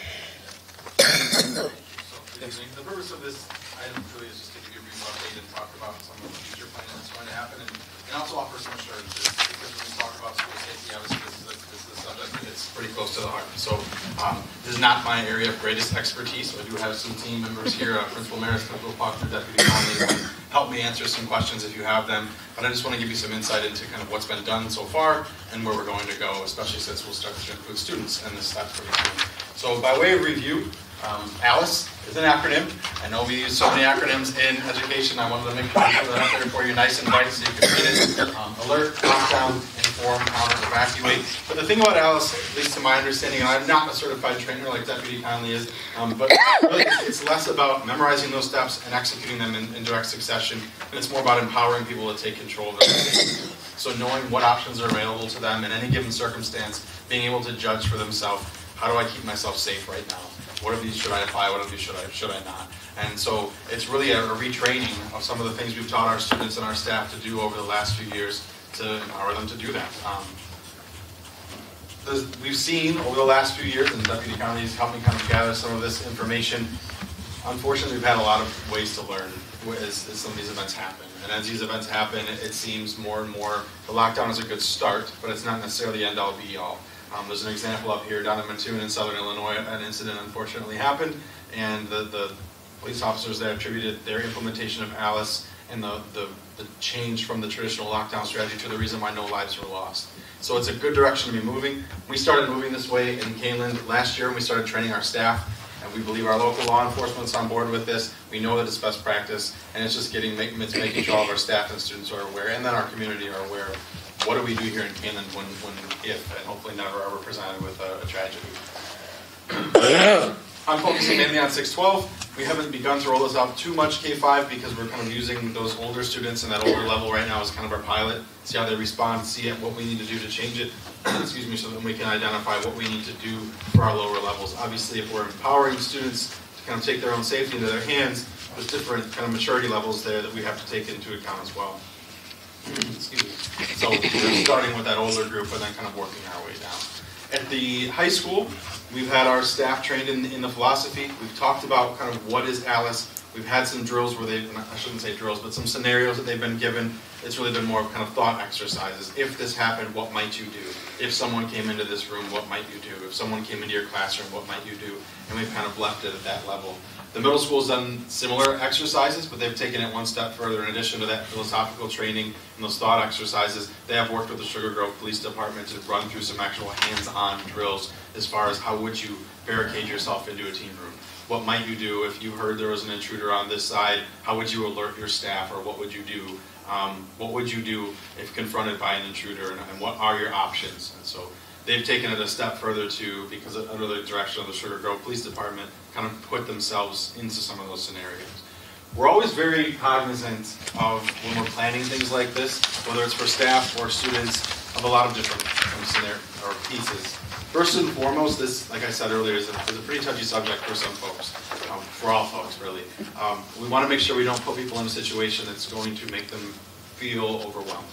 I can speak personally. My wife works in another district where, thank God, it was a false alarm, but the staff and the students that were thrown into a situation where they had to enact their ALICE training, and though it was bound to be a false alarm, that had long-reaching impacts because people thought their lives were in danger. And so the last thing we want to do is, by trying to prepare students, kind of inflict that sort of emotional stress. So one of the things we're always trying to think about is, how do we think about our people? How do we care about our people? And how do we move forward and train them and equip them to have these skills in such a way that's cognizant of that? So that's kind of first and foremost what we're always thinking about there. In an attempt to do that, really not using look-alike weapons, not bringing those things into our schools, we feel that we can still achieve some pretty similar results by not using those things. So no Nerf guns, no squirt guns, no things like that. It's really more, if we use something, might be a Nerf ball or something along those lines to kind of decrease some of those things that tend to provoke anxiety in people. Communication is important. That's one of the reasons why we're here tonight before we even undertake some of these steps, wanting to make sure people are aware of communication with you, communication with our staff, our students, our community, local law enforcement. It's a big change if you come into a district that's implemented ALIS versus not, what to expect if you're walking in those doors as law enforcement, as Deputy Kaneland could attest to. So as we start to undertake and roll these things out, one of the big pieces that's important to us is making sure people that come to our campuses to help our students and our staff know what to expect when they get here. So please know that anything we do change, as that becomes policy, priority for us is to make sure that everybody is aware of that, not just those in the know. It's important to us, I think, to provide time for reflection. Kind of goes back to this is a fairly intense exercise for some people. We need to have some time to debrief there. If you put yourself in that situation and had to think about the worst case scenario, it's not enough to just kind of leave it at that. You know, what emotions does that bring up? What help do you need? What questions might you have? And you know, we can't predict all those things, but we want to make sure that our students and our staff, and to this point, it's really just been our staff, know that that opportunity is there and they have that time and they can access those resources if they need to kind of debrief and just talk about where they were because of that exercise. As we plan things for our students, we'll need to make sure that there's a way for them to access those resources if needed as well. And then finally, wanting to have as much of a systematic approach to this as possible. Obviously, like I said, maturity levels of students will dictate some of this, but as far as rolling out the philosophy and what the acronym stands for and possibly what protocol run rally points and things like that are, the more consistent we can be K-12, the better that is for our students as they move through the system. It's not learning a system here and then there, and what do I do in this hallway versus that hallway. It's more about that consistency. So those are some of the driving forces behind anything we already have planned and some of the things that we hope to plan moving forward. To help us do that, it's not on this list, but kind of an area we can highlight. We have Deputy Kaneland, who is a certified ALIS trainer. In March, we're also lucky enough to send 3 of our existing admins to a training that we held by Sugar Grove, one from K-5, one from 6-8, one from 9-12, kind of broaden that knowledge base. So as we're planning these things, we have more people at the table that really know exactly what they're talking about. Moving forward, what do we want to do to kind of start to bring this to our students and to our community? We need to make sure that all of our staff, once again, has one last time to kind of refresh their memory, ask questions at the high school, to live through some of those experiences that, how would you barricade a room, how would you do some of the same things they did at the middle school. And once we have our staff, which I think at the middle school we're feeling pretty confident they're ready, and the high school, just after that last piece, they'd be ready to kind of help answer those questions and lead those students to start back at the beginning with our kids. So what is ALIS? Why would we implement it? What does this acronym mean? Give them some of those same chances to think about what would you do before we put them in a situation where they might have to actually enact it, or God forbid, they have to enact it. And then finally, after we've kind of laid some of that groundwork and shared that information with them, do some sort of live drill, not an active shooter sort of drill, not an intruder and anything like that. Really more of here's a rally point and you're possibly at lunch, or you're in a hallway, or you're in a passing period. How do we get from point A to point B? And we know we have a lot to learn from that. When in a situation where you're kind of empowering students to make those decisions for themselves, instead of you're in this hall ducking your head for a tornado drill, or your rally point over here for the fire is with your teacher walk out the door, we're going to need to kind of work through some kinks on how do you take that attendance, how do you get students all together, and how do you account for those students that are missing. So while we want to plan and implement the best possible way that we can, one of the reasons we want to do a drill like this is to find out what do we need to fix and do better the next time, and what do we need to fix and do better when we move into 6th through 8th and then down to K through 5. So some of this is also learning as we start to implement as well. Kind of hit some of this slide already as I talked about the timeline. Our timeline right now would be January-ish, start to roll out some of these things to students in just snippets. At the high school on Mondays, they have opportunities to have conversations with them during their classes, to be used for things that range all the way from SEL units to learner profile to registration. We would start to work some of these pieces in there as well, through videos, through conversations, through short presentations. At the middle school, they have time for their SEL units, so they can incorporate some things like this as well, to just start to get the information out there and get kids used to hearing about this and thinking about it. And then come springtime, likely in April or May, to do that kind of active activity where they're up and moving around and starting to apply some of this thinking. The thinking right now is to try to do something first at the high school level, kind of do a debrief after that. What did we learn? What do we need to change? And then talk with our middle school colleagues. Is this something we're ready to do this year with our staff, with our kids, or do we need to do some more planning and adjust anything that we try to do with our high school students? From there, looking at everything that we're doing and just trying to hone it and perfect it. I think long-term, obviously we want to try to incorporate these into all of our drills. Anytime we're doing some sort of a school safety drill, to incorporate that Alice mentality, where we are empowering our kids to make those decisions for themselves.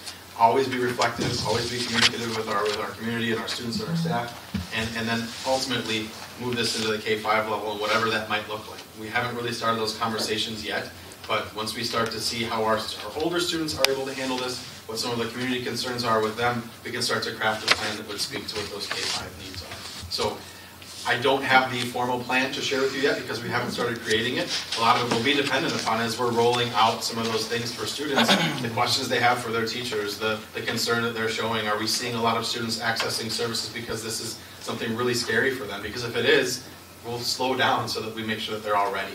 So some of our plan as far as what we'll actually do is it's going to have to be responsive to that sort of rollout of just the information phase. As we come together with more concrete plans, we can bring those to you either in a more formal setting like this, your weekly updates through Dr. Layden, or however else you might want to know.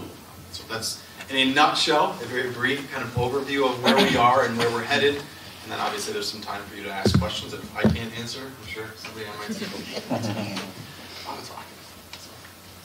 Can you speak to a little bit what the communication plan might look like before you do like the active scenario with students? Like, you know, how far in advance do you notify parents? In what way? You know, will it be an email blast? You know, will you give them the opportunity to say, I don't want my child to participate? I mean, you know, yeah, we haven't thought all the specifics of that out yet, but as far as timeline, I think as soon as we start rolling some of this philosophy out to our students, we'll start doing the same thing with our community as far as just tidbits here and there. And here's what Alice means through Facebook, through our newsletters out to our parents in our community, just to let them kind of have access to the same information we're sharing. And I would think at least a few weeks ahead of time to start saying, put this date on your calendar, this is coming. And we don't want to have any scenarios either where we miss someone and people think that it's real. So, you know, unfortunately we've had something like that happen around here where there have been some responses to events. We don't want that to happen either. So we need to be pretty broad and pretty timely in our communication, and that's high on our priority list. You know, one thing, sorry. No, that's why you're here. One of the great things that we when I went through my training, school staff and other police officers from not just this county but other ones. Sycamore is implementing Alice this year, even in their K through 6th grades. We have some of the teachers over at the high school kids that go there, and I've been collecting all of what they're sending home. So it's almost like we've got a template before us over there, and they've done really good pushing out the information, saying and sending home links to YouTube videos saying, Mom and Dad, you know, this is what your kids are learning today, and also educating the parents, because the great thing about this thing is Alice is going to be used everywhere. You can use this when you're in the mall, when you're at a concert, when you're out. It's not just for the little kids, it's not just for the big kids. The whole big thing is getting them career ready, getting them ready for college, getting them ready for life. This is something they're going to take, and it's not just, you know, the fire drills that you do in high school where you know where to go. This is out and about with life. It's pretty amazing, and I want to reassure just you guys that you understand this isn't something where it's a scare tactic. Definitely nothing where these kids are scared. We want to empower them. The coolest thing I've ever seen pertaining to Alice is going to this and having this tiny little, like, 85-pound teacher come, scared to death. And now when we did it, we did scenarios with like Nerf guns, which is not what we would do with the kids, but at this particular training we did. And she was scared to death, didn't want to do it, was shaking in her boots, and we said, you know what, the instructors were great, they encouraged her, she went through it, and by the end, she was just rock and rolling, ready to go, so empowered, she's just like, bring it on. That's literally what she's saying, she's like, bring it on, I'm ready to go, because there was options. It wasn't just stand there and be scared. It was really amazing to see that, and that's what we want to get to these kids, is to feel empowered, that you're not helpless, that there is hope, that God forbid this happens, it's not a death sentence anymore. You have you have that chance, you have that hope, and not only do the kids, they can teach this to their parents. This has the ability to reach very far out into the community. So when it comes to rollout, I know Jill and I have kind of talked about doing like town hall meeting style, where if parents want to come out, I can do the trainings in the community. That's the beauty of this. So the parents that want to know, let's do it. Let's get out into the community and let's educate them. This isn't just training going on in schools. There's counties, there's actual county departments, highway departments, big corporations. They're all teaching this to their employees because it's a life skill. So, and Alice is very great in the way that they teach. So everything that I was taught on how to be an instructor is exactly how the officers at Sugar Grove were taught. It's exactly how the folks that we're sending from Kaneland are going to be taught. And I know you guys will like this. Everything that Alice does is fact-driven. It's all from an education. They learn. They take the statistics from every event, and as a matter of fact, every scenario that we run, every scenario run by any school that does Alice and does the training, it's their prescribed scenarios, and you give information, certain information from each of those scenarios. You give your statistics, you give it to them, and they have, I believe, University of, not Phoenix, because it's not online. One of the warm states, forgive me. But it all goes out there, and there's a huge study going on since, I believe, 2006. So all this goes in the database, so that if for any reason anything was going to change, it would change. So we continue to get the most up-to-date, best survival tactics to these kids and to our community. That's why I bring my team, because they correct me. I'm speaking quickly. I think if you looked on your timeline, one of the things we would definitely couple up with that student drill would be something very shortly, either right before or after, that would invite our community in to debrief as well. Because no doubt, students going home after that experience would be bringing some of that baggage with them. And we want to make sure our community is ready and has the opportunity to ask questions of us as well and have a training exercise. So while you're here, thank you very much for reminding me. One of the challenges that the high school has that the middle school does not is that they share a building with a lot of us, district office, Fox Valley Career Center, and so they have greater challenges in those communication plans because in addition to Fox Valley, we've got the daycare there, and so they have some extra steps that they have to take at the high school. So that's why it's a thorough process of making sure, Mike said, who all has to be involved, knowing that we've gotten everybody included. So thank you for housing all of us. Now, we keep mentioning Sugar Grove here. I assume because they're more trained, but the other communities as well, are they involved as well? They will be run, and the reason Sugar Grove is because Harder Middle School itself falls under their police jurisdiction. Correct. So that's why we're partnering with them, because right now it's just in these buildings. So when we roll further out, we'll be talking to Montgomery Police Department, to Elbert Police Department. So everybody's going to get that same training, and not just the kids and at the schools, but also those police officers that are the ones that haven't been through the training. We're going to put them through the training so everybody's moving forward together. And I know this is the first time around, if you will.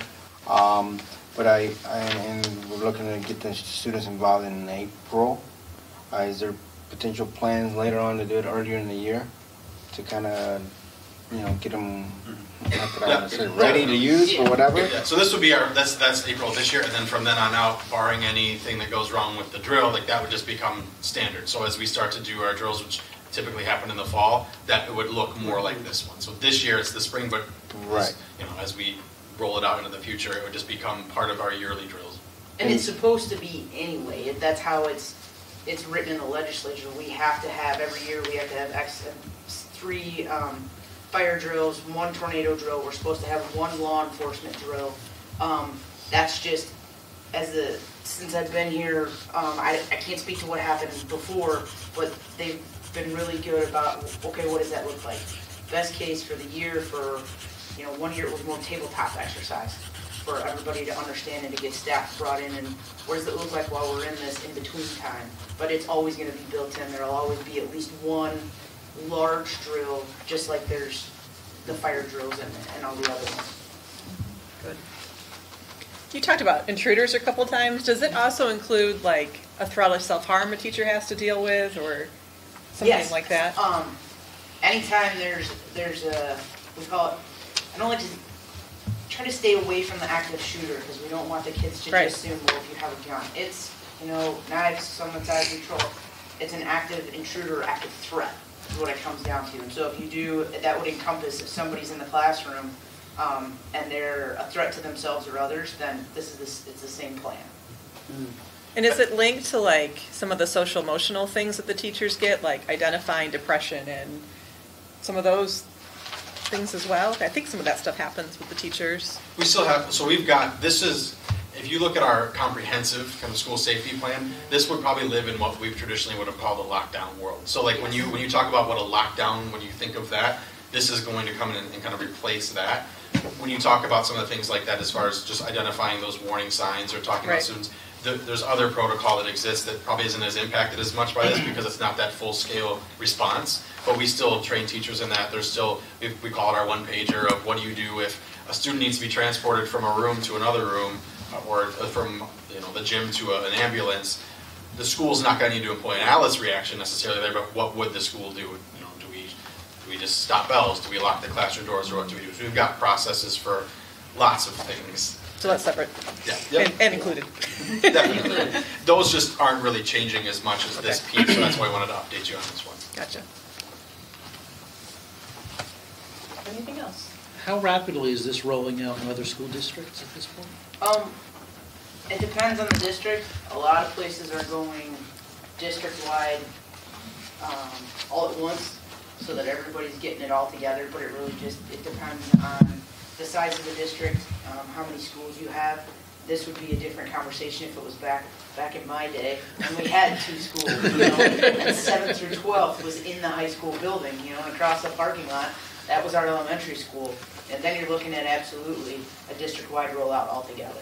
I think this is the best approach given our situation, and I think for the younger kids, the other thing about Alice is it's a really neat book, and they break it down as sheep, shepherd, wolf on how they teach it. So it's not scary. They don't talk about guns at all. It's all about, making your shepherd proud, getting those sheep to where they need to be to keep them safe. So those drills aren't scary for them, even when they do them in school. Cool. Who developed the program? Do we know?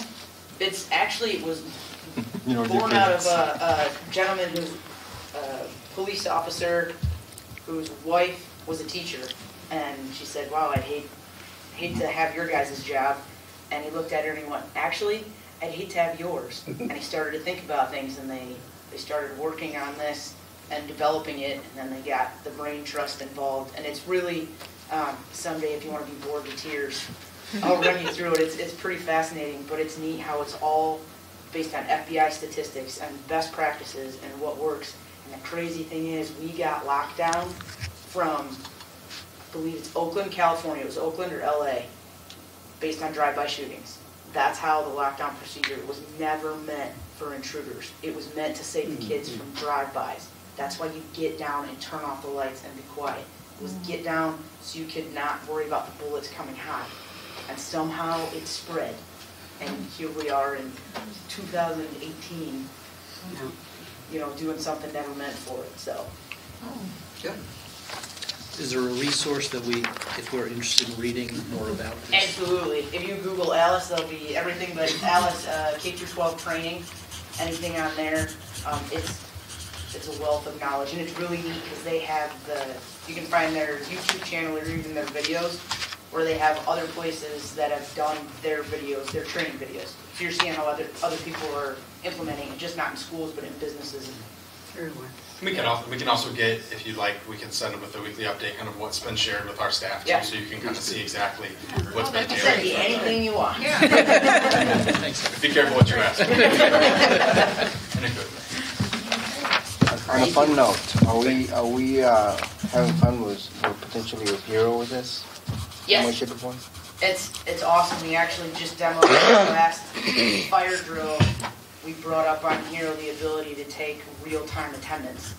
So still working the quirks out, but it's pretty amazing. Instead of, up until now, it's check off who's there or write down who's there. Now it's go outside. If you have the app on your phone, even if the teacher forgets their phone, ask a kid for their phone. They're on Hero, and you click into the emergency classroom tab, and it's live feed real time. So Jill's looking at it going, okay, in a matter of minutes, she's got all this information instead of all the radio chatter or waiting 20 plus minutes to get a roll call done. Because it's not easy to figure out if you have 1,400 kids outside or not. Right. And those are some of the, like that exact, but those, when we start to run some of these drills, that's like one of the biggest things we want to figure out. How quickly can we figure out who's with us, who's not, and get that information that we need to. Hero's been helpful. Yeah. I was actually not even going and then asking, but I love that though. I was going more giving those points out, and children or students will be able to use them in whatever activity. That's the Spirit Week, yeah. But no, that's actually If you inspiring. show up at the rally point, maybe we'll give you hero points. If you come back from the rally. Thank you. Excellent. Thank you very much. Thank you very much.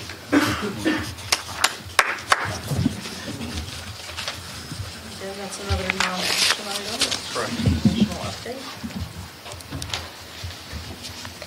We're going to move on now to J4, which is the approval of policies from press on first reading. Yes, as I reviewed these and forwarded them to you with comments, just want to remind you that it comes from press, it's quarterly. Those that need attorney, where it says attorney recommendation, we always check in with Maureen. So there's one where I don't have any comments because I don't want to note it in here because we're waiting to hear back from Maureen. So I'll highlight when I get to that one because it's right at the beginning what her recommendations are. And I'll also share where there are options, what the recommended options are. And I think what I may do in the future when they're this long, when there's 30 policies like this, what I think rather than going through all of them, maybe those with options, I'll just maybe a 2 or 3 sentence highlight in advance, that way you can review them fully, and then maybe it won't take as long as it may take. But I do know that adopting policy is one of the most important things and that board members do, so I don't want to shortchange this experience. But then again, I also want to work through quick enough for you also. So I want to be respectful of that duty that you guys do have. So with that, we'll get started. The first one, on page 3 of 4, policy 260. On page 3 of 4, I noted where we do have it online. Our handbook is online, and that information is in the handbook, so we don't necessarily need to adopt that option there. That's all I have for that policy, unless there's any questions that you might have. The next policy, 415, you don't have any comments on yours because we were waiting back to hear from Maureen. She did recommend up at the top where it says option and everything there under or thereafter that we do approve that one as recommended by press. The big question with this one was, are we a governmental agency or not? And that's where the big question comes in, and that's why some of the information is deleted because of our designation as a governmental agency. And we do, just as more FYI, Dr. Fuchs does meet with the business office people and those that work with Social Security numbers and private information. This is reviewed even before these changes, and the PIPA was added. That's something that they go over each fall with, and all with new staff members too that deal with that kind of information. Policy 4.110. Those are just legal updates, so there's nothing there unless you have any questions. Policy 4.150. That one is in progress. On the second page in the box, that the machine that we do have in the girls' bathrooms right now are being changed out from purchase to free because we do have to, based on law, January 1st, provide the feminine hygiene products in grade 6 and 12. Yeah, it's in progress. The machines are ordered, but they're back ordered because every school is ordering them. Right. So as soon as they get here, they'll get installed. In the meantime, can they bring their own? Go to the nurse's office or somewhere? Absolutely. Yep. They've always been available in the nurse's office. Okay. The students will know that. 4170, under safety. We meet this due to the beginning of the school year.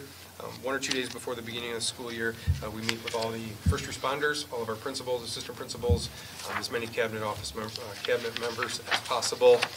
Meet over at Meredith with all the first responders, and we'll go over all of our drills, all of our safety protocols, exchange phone numbers, and make sure we're in compliance. I was just curious about something on this one. Yes. It says that you have to test for lead in the water.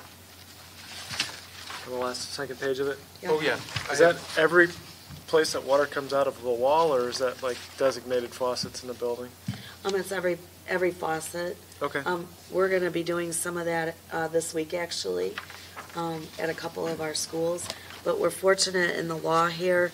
Many of our schools are new, like Harder and things like that. So we're in compliance. Okay. Yeah, but it is everyone. All right.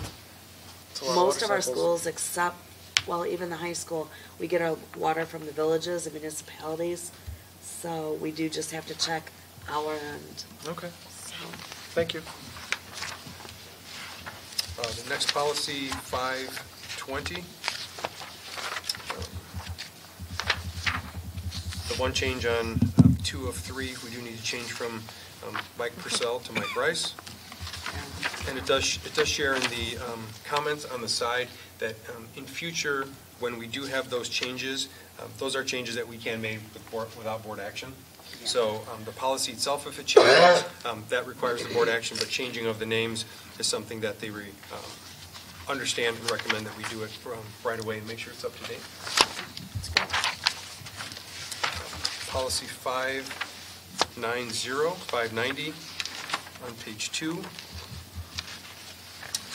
Yes, anytime we can provide information to put up in our buildings for staff or students, it's DCFS related, we will always do that.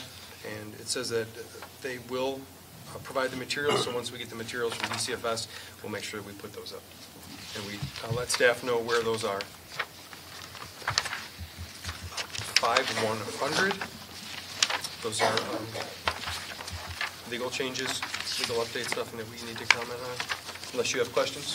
On 5100. Yes. Item 10, so page 2 of it, item 10. So we trained absolutely everybody, it looks like, on concussion protocol?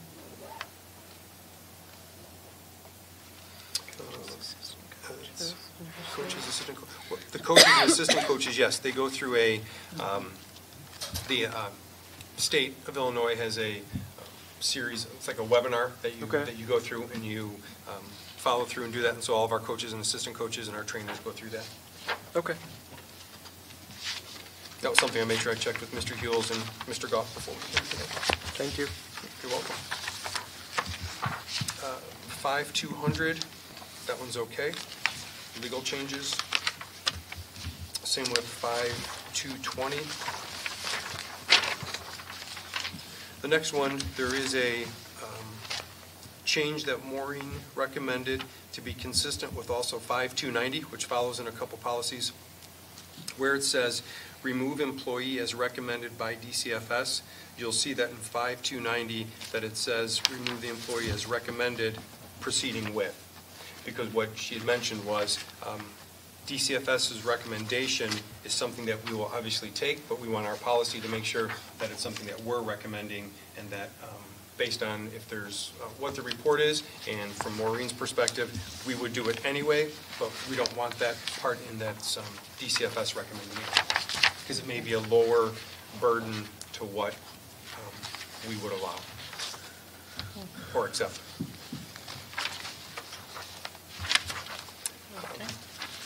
The next one, 5290. These are legal updates. Go ahead. 5290, page 2 of 2. Yes. I was reading that paragraph about suspension with pay, and I guess I'm confused going back to 524 about suspension with pay or without pay. We're not limiting our options here, I guess is my only question, right? We could still... Right, it's not limiting them. We could do either. Okay. Yes, this provides that flexibility. Okay, thank you. You're welcome. The next one, 650, there are a number of options in this one, and Julianne and Gigi sat down and talked about it for an extended period of time. So I'm not going to pretend that I know as well as them, so I'm just going to turn it over and let Julianne provide where there are options and recommendations.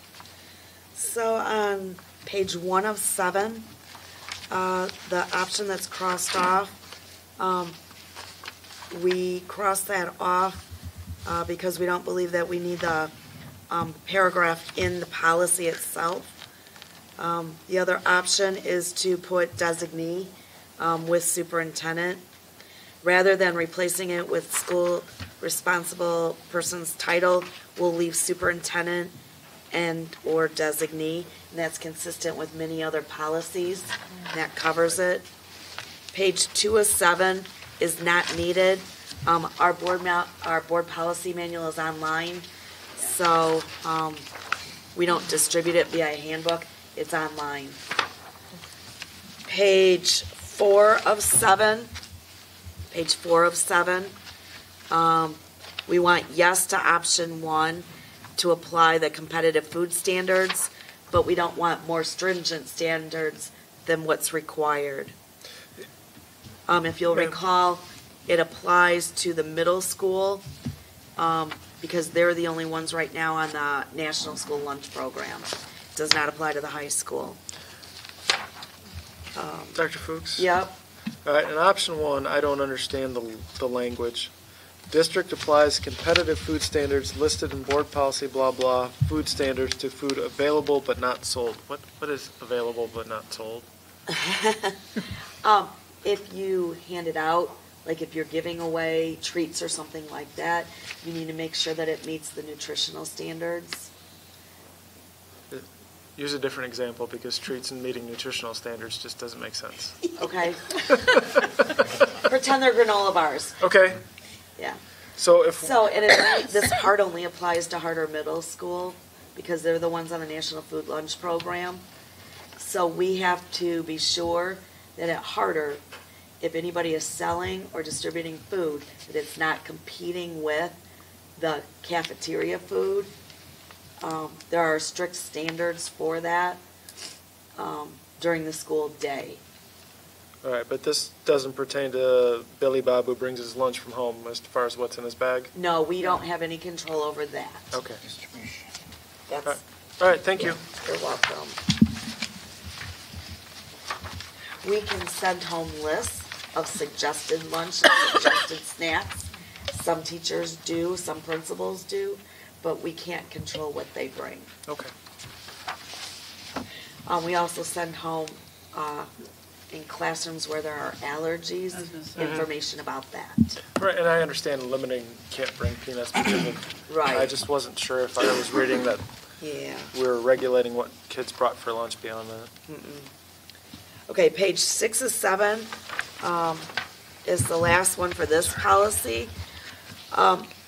We do not have a local school wellness committee, so we have the insurance committee, Gail, who serves on that, and they deal with wellness.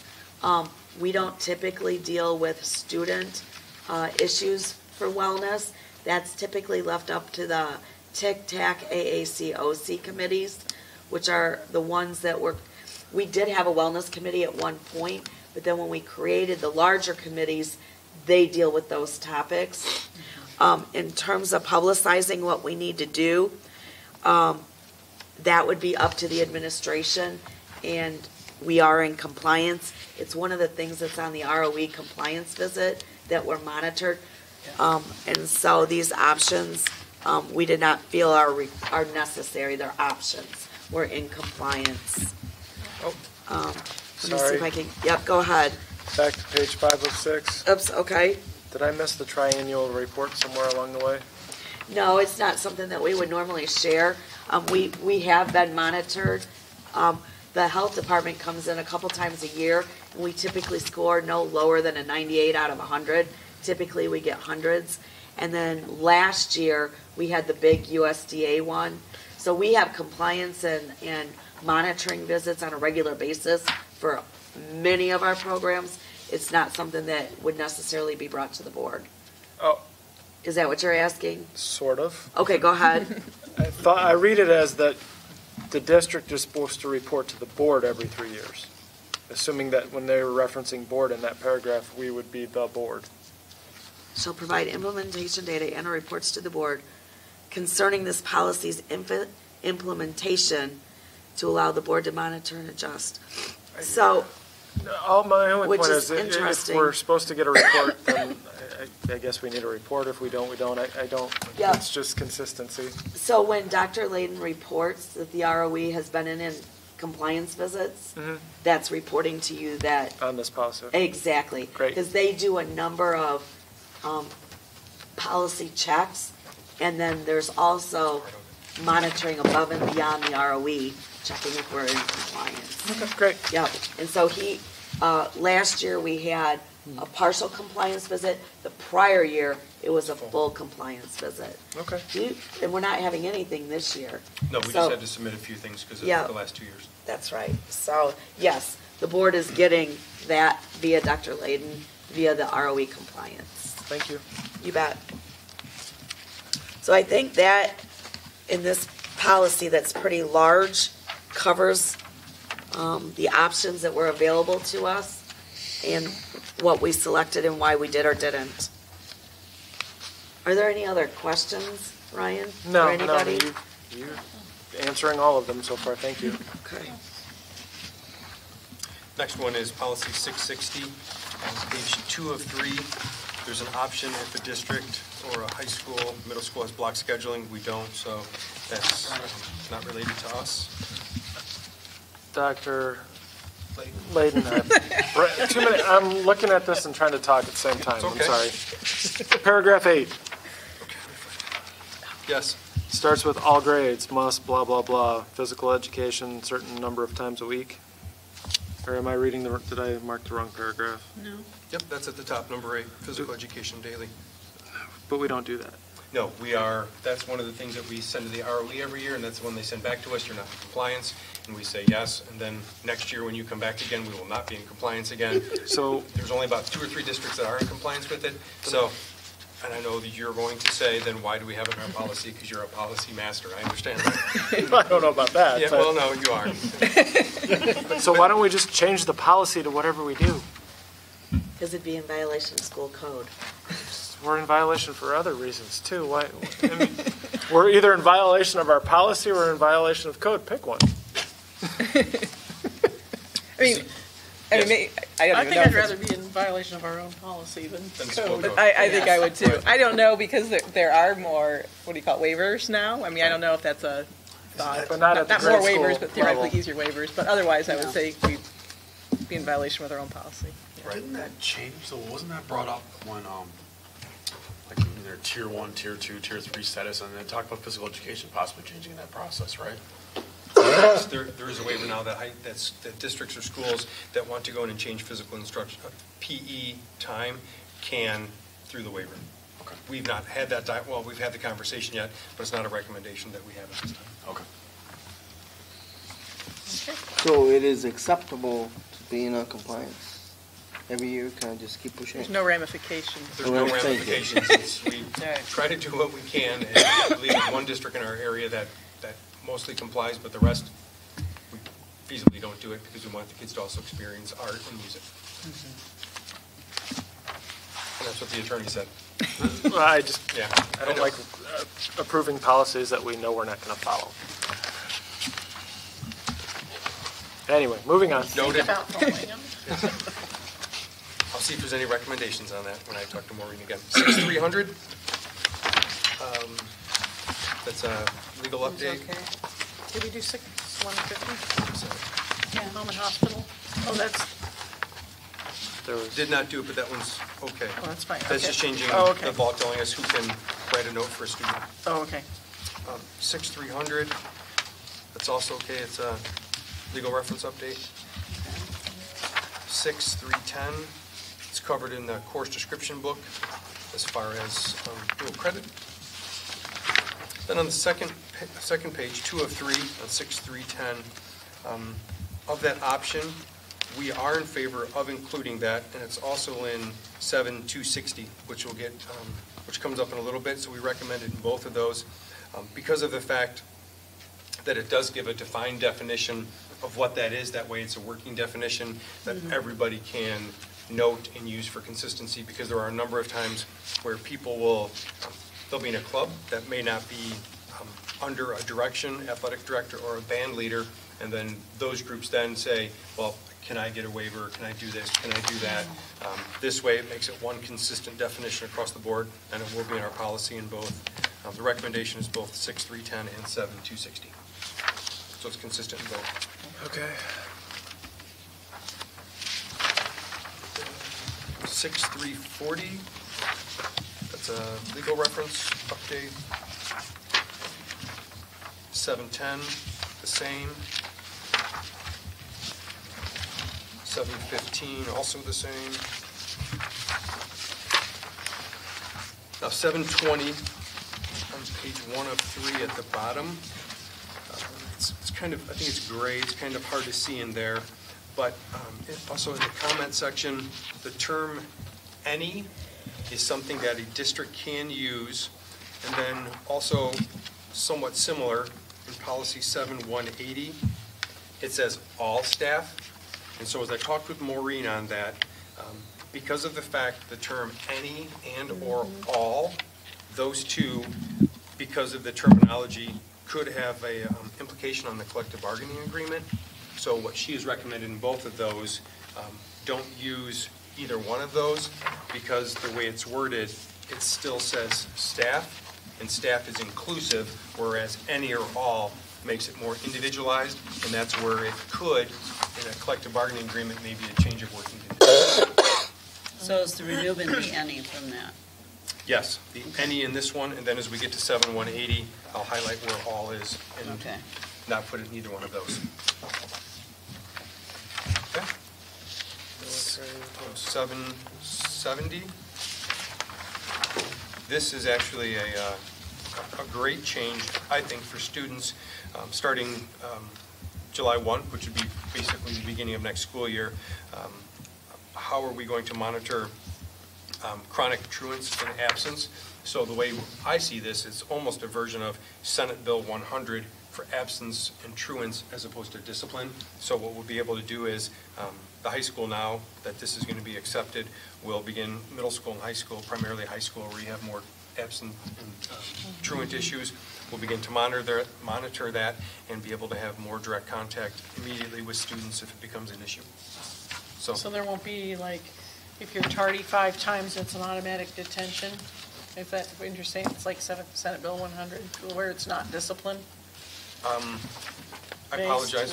Senate Bill 100 more, that it's going to be more clearly highlighted and noted and valued. As far as is there still going to be consequences to it, I don't know that that's something they'll talk about. Okay. Okay.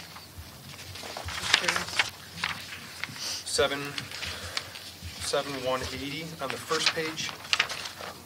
Every 2 years, the bullying started, I think, about 8 years ago. Every 2 years, you need to resubmit this, and once the board approves this one on consent at the next board meeting, we will upload this and send this back in and be in compliance for the every 2 years.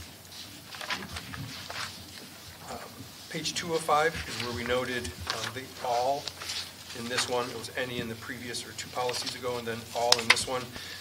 Maureen said that's not needed. It could be more of a conflict than a help to students in need. Page 3 of 5, we need to change from Mrs. Degatano to update to Patrick. The other 3 pages are the same.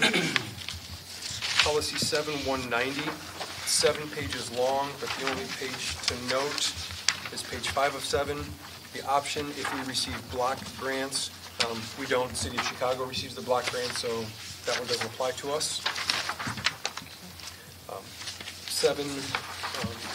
250, page 1 of 1. It's a legal reference update, and also changes the groupings of school nurses, psychologists, social workers, and counselors, which is fine. It's a legal update, and we'll follow it. 7260, exemption from physical education. This is the one that I referenced earlier that matches 6310 to have that language. Number of times over the years, people will try to use different groups, and based on their group and their status, try to get out of physical education, and this will be consistent for the district when cited in both policies. 7 to 70 on page 2 of 2, yes, because we do have our nurses at both the middle school and high school are trained in the use of Narcan, which is the basically the heroin drug that is used to counteract the effects of an overdose. And so, as a public service announcement, I think it should be in here. My guess is people aren't going to policy 7270 to find out information from the Department of Human Services. Hopefully they're getting that from a doctor or a nurse or a social worker or somebody else. My guess is they're not going to find it, but it doesn't hurt to have it there, and if somebody does find it there, kudos to us for looking out for them. 7275, we approved this policy in August. The only change that is new in this one is up in the first line. They've removed the word ward for any child or student under DCFS care. They're just using the word child or student and removing the word ward. That was in one of the other policies too. So those are the recommended updates for press policies on first reading. Okay.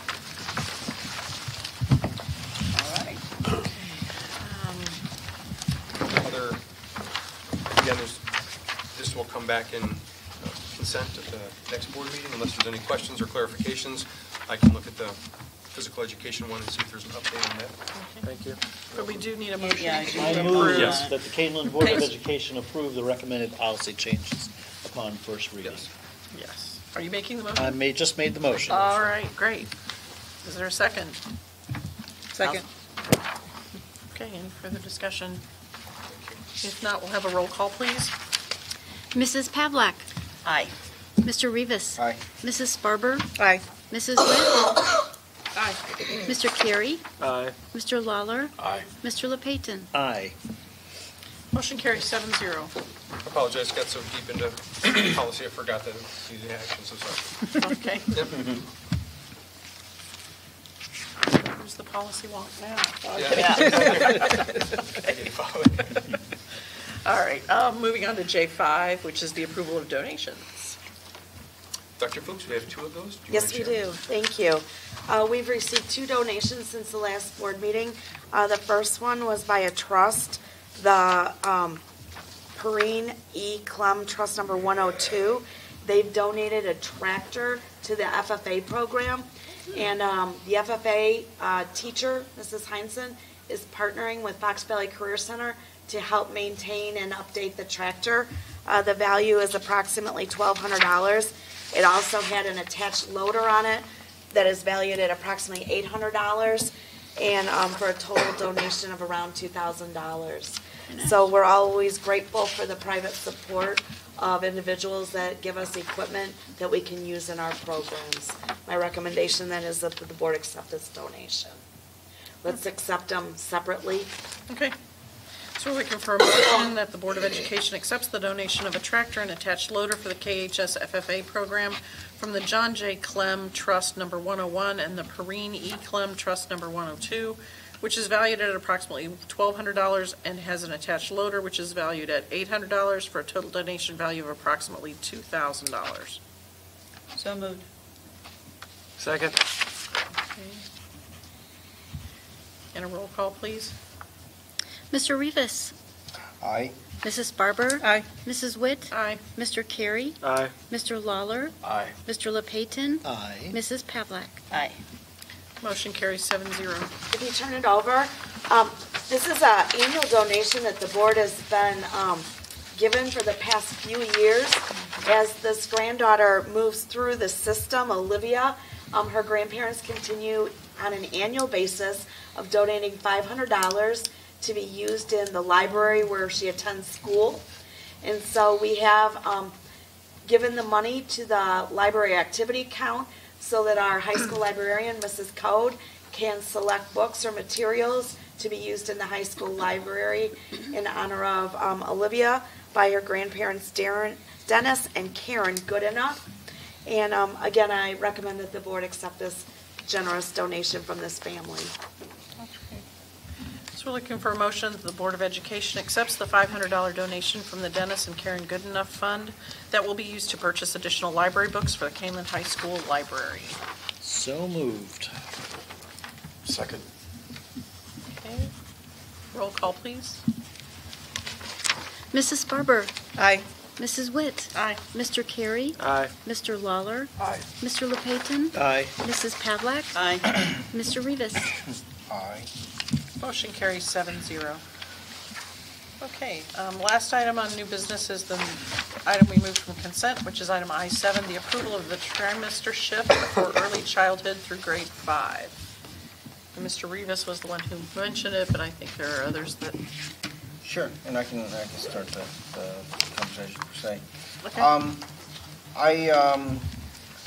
I'm still not totally convinced that we are ready to move to this level. Talk about communication and intervals. I know we added another day to comply with what we do presently. But then the evaluation of one of the items that came out was this, provide teachers more opportunity to evaluate these children at different intervals or longer intervals and such. To me, in that particular one, a teacher has a gift that can easily generalizing. They can evaluate children at whatever. At the present, should be able to evaluate the children at the present intervals that we have. It also, I'm concerned with the consistency of how it would change from the different grade levels and what might present to an obstacle for parents. So that's some of the concerns I have. Okay. Others? Or, are you gonna? Well, I just know, I guess I'll wait till I hear any other concerns, and I'll do my best to address those and see what other questions you might have. I have no concerns. I support this. I asked a bunch of questions when it was presented at the last meeting. I never did reach or was understood the logic behind it or the benefit of this versus the current system. Kind of got the impression that it was change for the sake of change, but I don't think anyone would go to that effort. I'd never understood why. So I can't, if I don't understand why, I'm not going to support something. And then carrying this further, I'm assuming that we wouldn't change just the grade schools. At some point, the other buildings would be affected. And without knowing what that kind of cohesive plan is as to what the plan is in the future for all the buildings, I guess I'd rather wait and not do anything and have a better idea of why. Because, like I said, I still don't get it. Would it be possible to do, just because I don't remember exactly what we do right now, so would it be possible to do a compare and contrast list? Like, so this is what we're proposing would be the change, right? What is it currently? What do teachers currently do when issuing reports? It presented at the last meeting. It's quarterly. Yeah, I don't remember. Yeah. I figured, yeah. No, I'm just. Yeah. And so some of this for me is a balcony conversation. I'm not sure this is, to me, from my perspective, I think this is more within the purview of the administration of the district than of the board as far as how this communication process works. It's my personal opinion. That's really why I don't feel like I need to weigh in heavily on this issue. I don't think this is building operations to me. This is an administrative issue, not a policy issue. And that's why I'm really. Probably especially because you're talking in K-5. I don't know that there's an implication 6-12 ever, because that would change curriculum, I think. Whereas I'm not sure it changes curriculum K-5. But. The only district that I've seen or experienced or know of that's moving to its 6-8. The reason why they're moving to they already have trimesters for EC through 5. The reason why they're doing it 6 through 8 is to have 3 streamlined exploratory classes as opposed to quarters. So they're doing it for instructional purposes to be able to have 3 deeper exploratory experiences for 6 through 8. And so the conversations that I had with Dr. Mum and that came through CAC and Tick and Tack was that at this point there's not a plan for it 6 through 8, but again, that's at this point. I'm not saying it's not going to happen or it won't, because traditionally, yes, you do see something roll out and it go well, and then it's like, okay, well then let's expand it out. And so I see reticence with that. I was laughing because I've never heard them called Tick and Tack before. I wasn't laughing at anything here, but. And I think my question on this thing is if it works at this level and it moves forward into the middle school, the 6, 8, what's to keep it? Is it something that could then be moved into the high school level? And we always have this conversation, at the end of the first half of the year, right, where you have all your testing during the holidays. And this would actually alleviate some of that. Well, that's partly what I was wondering is, it seems like we pilot something, and to me this seems like a pilot, and then we just say it was great, and we roll it all out. And I'm oversimplifying things, but I don't want to approve step 1 of a 3-step policy not knowing what the other 3 steps are. And I feel like that this is where this is going. That's my hesitation.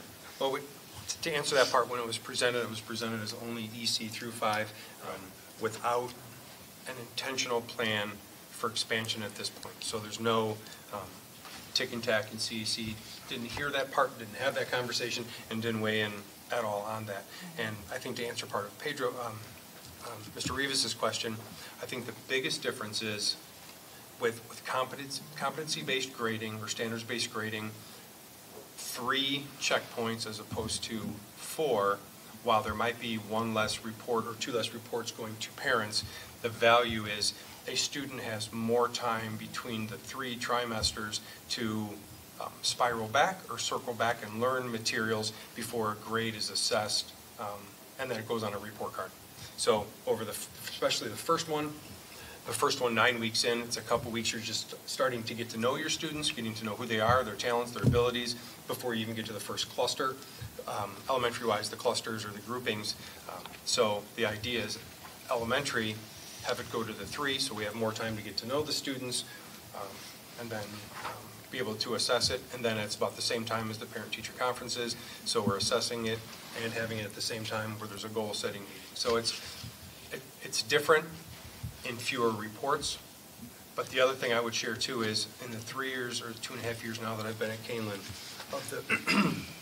of the parent phone calls that I've received and the questions or any complaints that I've had, that has not been on teachers haven't communicated to me if my student was struggling. I think our teachers do a very good job, and I see where the fear is. If you're not in the buildings or not with teachers on a regular basis, the fear is we're going to go all the way till November something, and then my student's going to get a grade, or it's going to be a grade or at whatever progress they are at that time, and now it's too late. It's too late for me to go back and change anything. But as I mentioned, what I have seen is our teachers, when they recognize there's a weakness or an area for improvement, they will reach out to the parents. They'll reach out to the parents regularly. So there should not be, and there always is an outlier, but there should be very few cases in which a teacher or a parent sees a grade, gets a report card, and their student's not doing well without having heard from that teacher or somebody from that school. This is in the K through 12, K through 5 that you're referring to? Yes. Just grade schools. So I had a question. Why,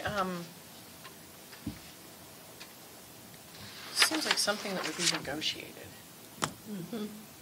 Why is this not, because it impacts, doesn't it impact workload, grading, and things like that? I'm not Yeah. saying I want to negotiate it. I'm Right, saying right. it seems like the type of thing that would normally be negotiated, and I'm just wondering. It was brought It up in the just last. isn't something that people negotiate, I guess. This is School districts negotiate, okay. Right. So my concern I'm was. sorry, what was the answer to that part? Your last question? It's just not something that's negotiated. Okay. I was They under the just- impression it was brought up by the KEA under the last contract go-round. Is that not correct? I don't remember that. I remember from Dr. Mum presenting to us that they checked with the KEA and it was not a concern. I don't remember there being a contractual implication. I could be wrong, though. No, I remember Dr. Mum mentioning that it was brought up as one of the subjects of negotiation, or potential subjects during the last go-round. I don't remember. I don't remember Okay. from the subcommittee. Okay. It kind of stuck out to me, but Okay. I could be wrong. I So could I, so I. And then my other concern was that when I asked, what was the direct impact to personalized learning, which then I do think is a balcony issue, the answer I got kind of left me still wondering, because it was basically the second point that the focus could be on goal setting, and at the first conference, and I don't understand why we couldn't do that anyway. So can't you just decide to focus on whatever you want to focus on? I mean, you can still give the assessment, but then say, Sure. Here's the assessment, we're going to focus on goal setting. I guess it just, I had more questions, I guess, but I don't really, I don't know that it is that big of a deal. I don't know, for me. Do you remember Dr. Mum saying, I believe I got this right, that even though we would have less formal reporting, we would still have the availability of accessibility of doing more informal things, like saying to the parent, your child's progressing this way, they're growing this way, but it's not necessarily a fixed point. I remember that conversation between growth and fixed points. I did think she said she was going to come back with some more information on that, though, I thought. I think that might be some of this, that I think that is encouraged, but that's why the progress report, I think, is listed here as required, because I think there wanted to be defined required steps to make sure everyone did it, and then there wanted to be required freedoms to give people the freedom to communicate in the way they want and the number of students they want. This first progress report, I think, is everybody. But yeah, I mean, is that enough then? Is that enough required? And then she did say in here, they're hoping to have, they're encouraged to communicate well beyond this. But what that means to you, yeah. Right, that would be varied based on teacher, student. Yeah.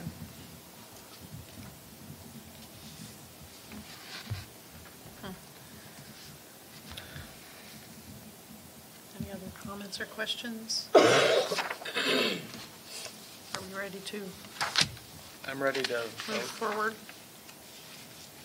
Okay, so we are looking for a motion that the Board of Education approve the shift of early childhood through fifth grades to trimesters beginning in the 2018-19 school year, and approve the additional report card and progress report dates to be added to the district-approved calendar. So moved. Second. Okay, the motion has been made and seconded. Any further comments? If not, we'll have a roll call, please. Mrs. Witt? Aye. Mr. Carey? No. Mr. Lawler?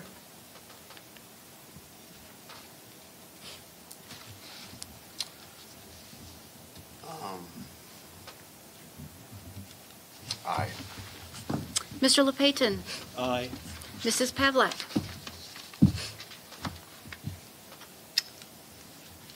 No. Mr. Rivas? No. Mrs. Sparber? Aye. Okay, motion carries 4-3.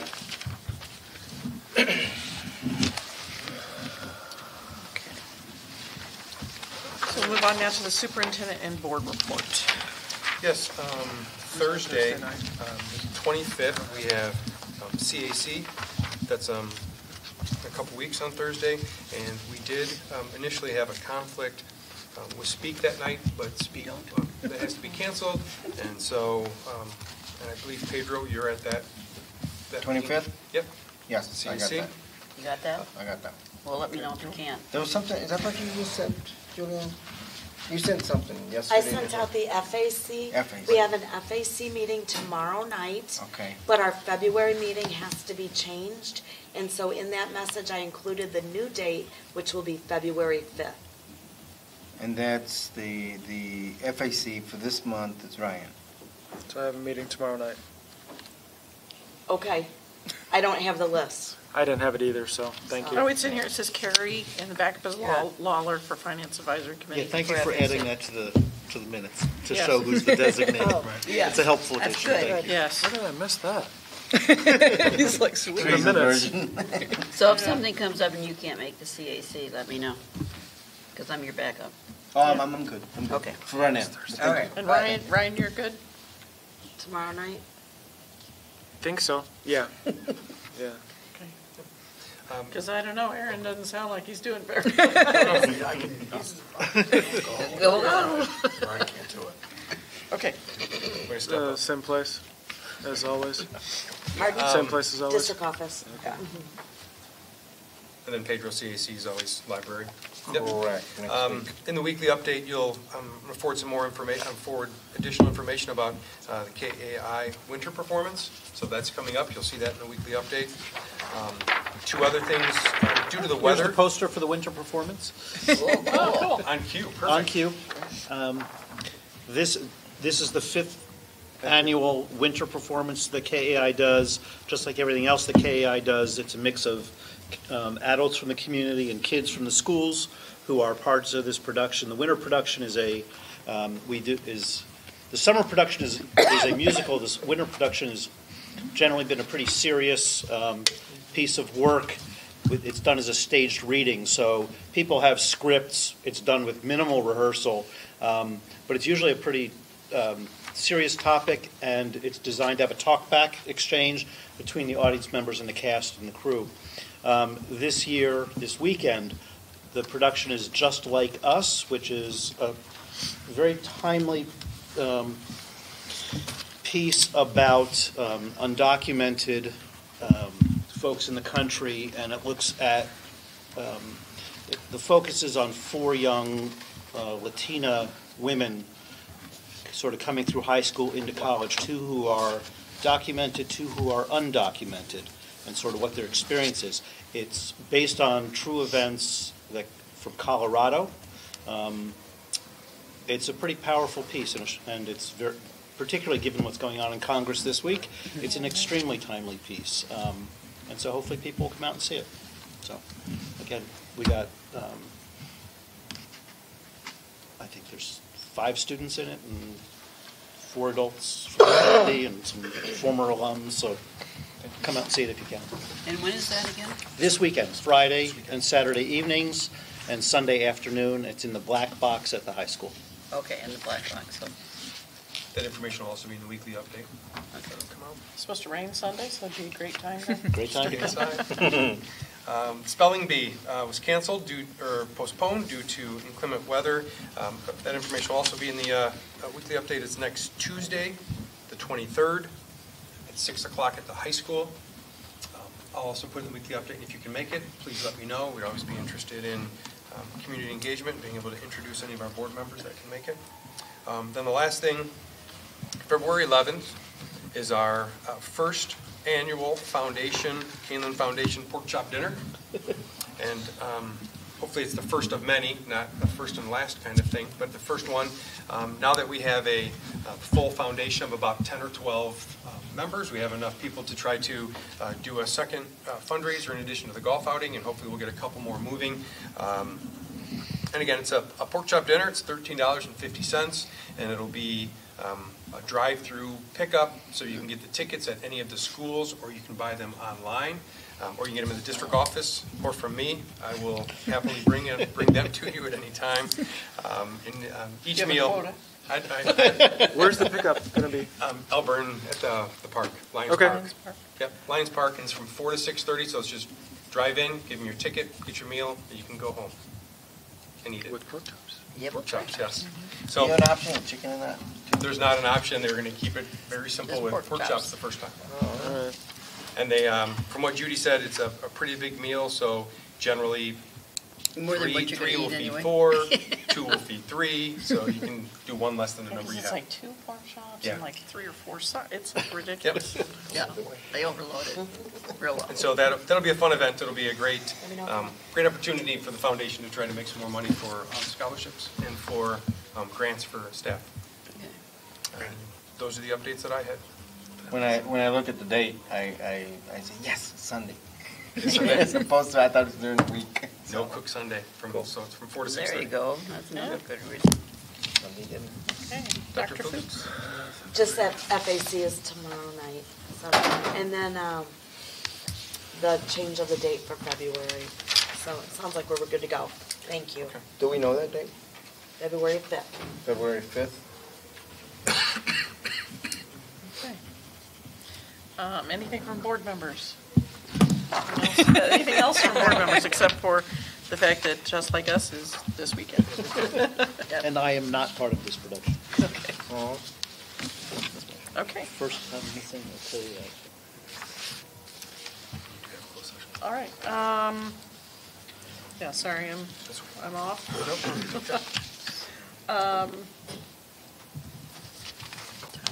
Sorry. Topics for future agendas. Are there any? Okay, hearing none. Oh, Sorry. Yes. I forgot to ask when they were giving us the update on the co-teaching. Is that automatically continuing next year, or is it gonna come back as part of the staffing plan? It'll or- come in March as part of the staffing plan. Okay, thank you. Okay. Okay.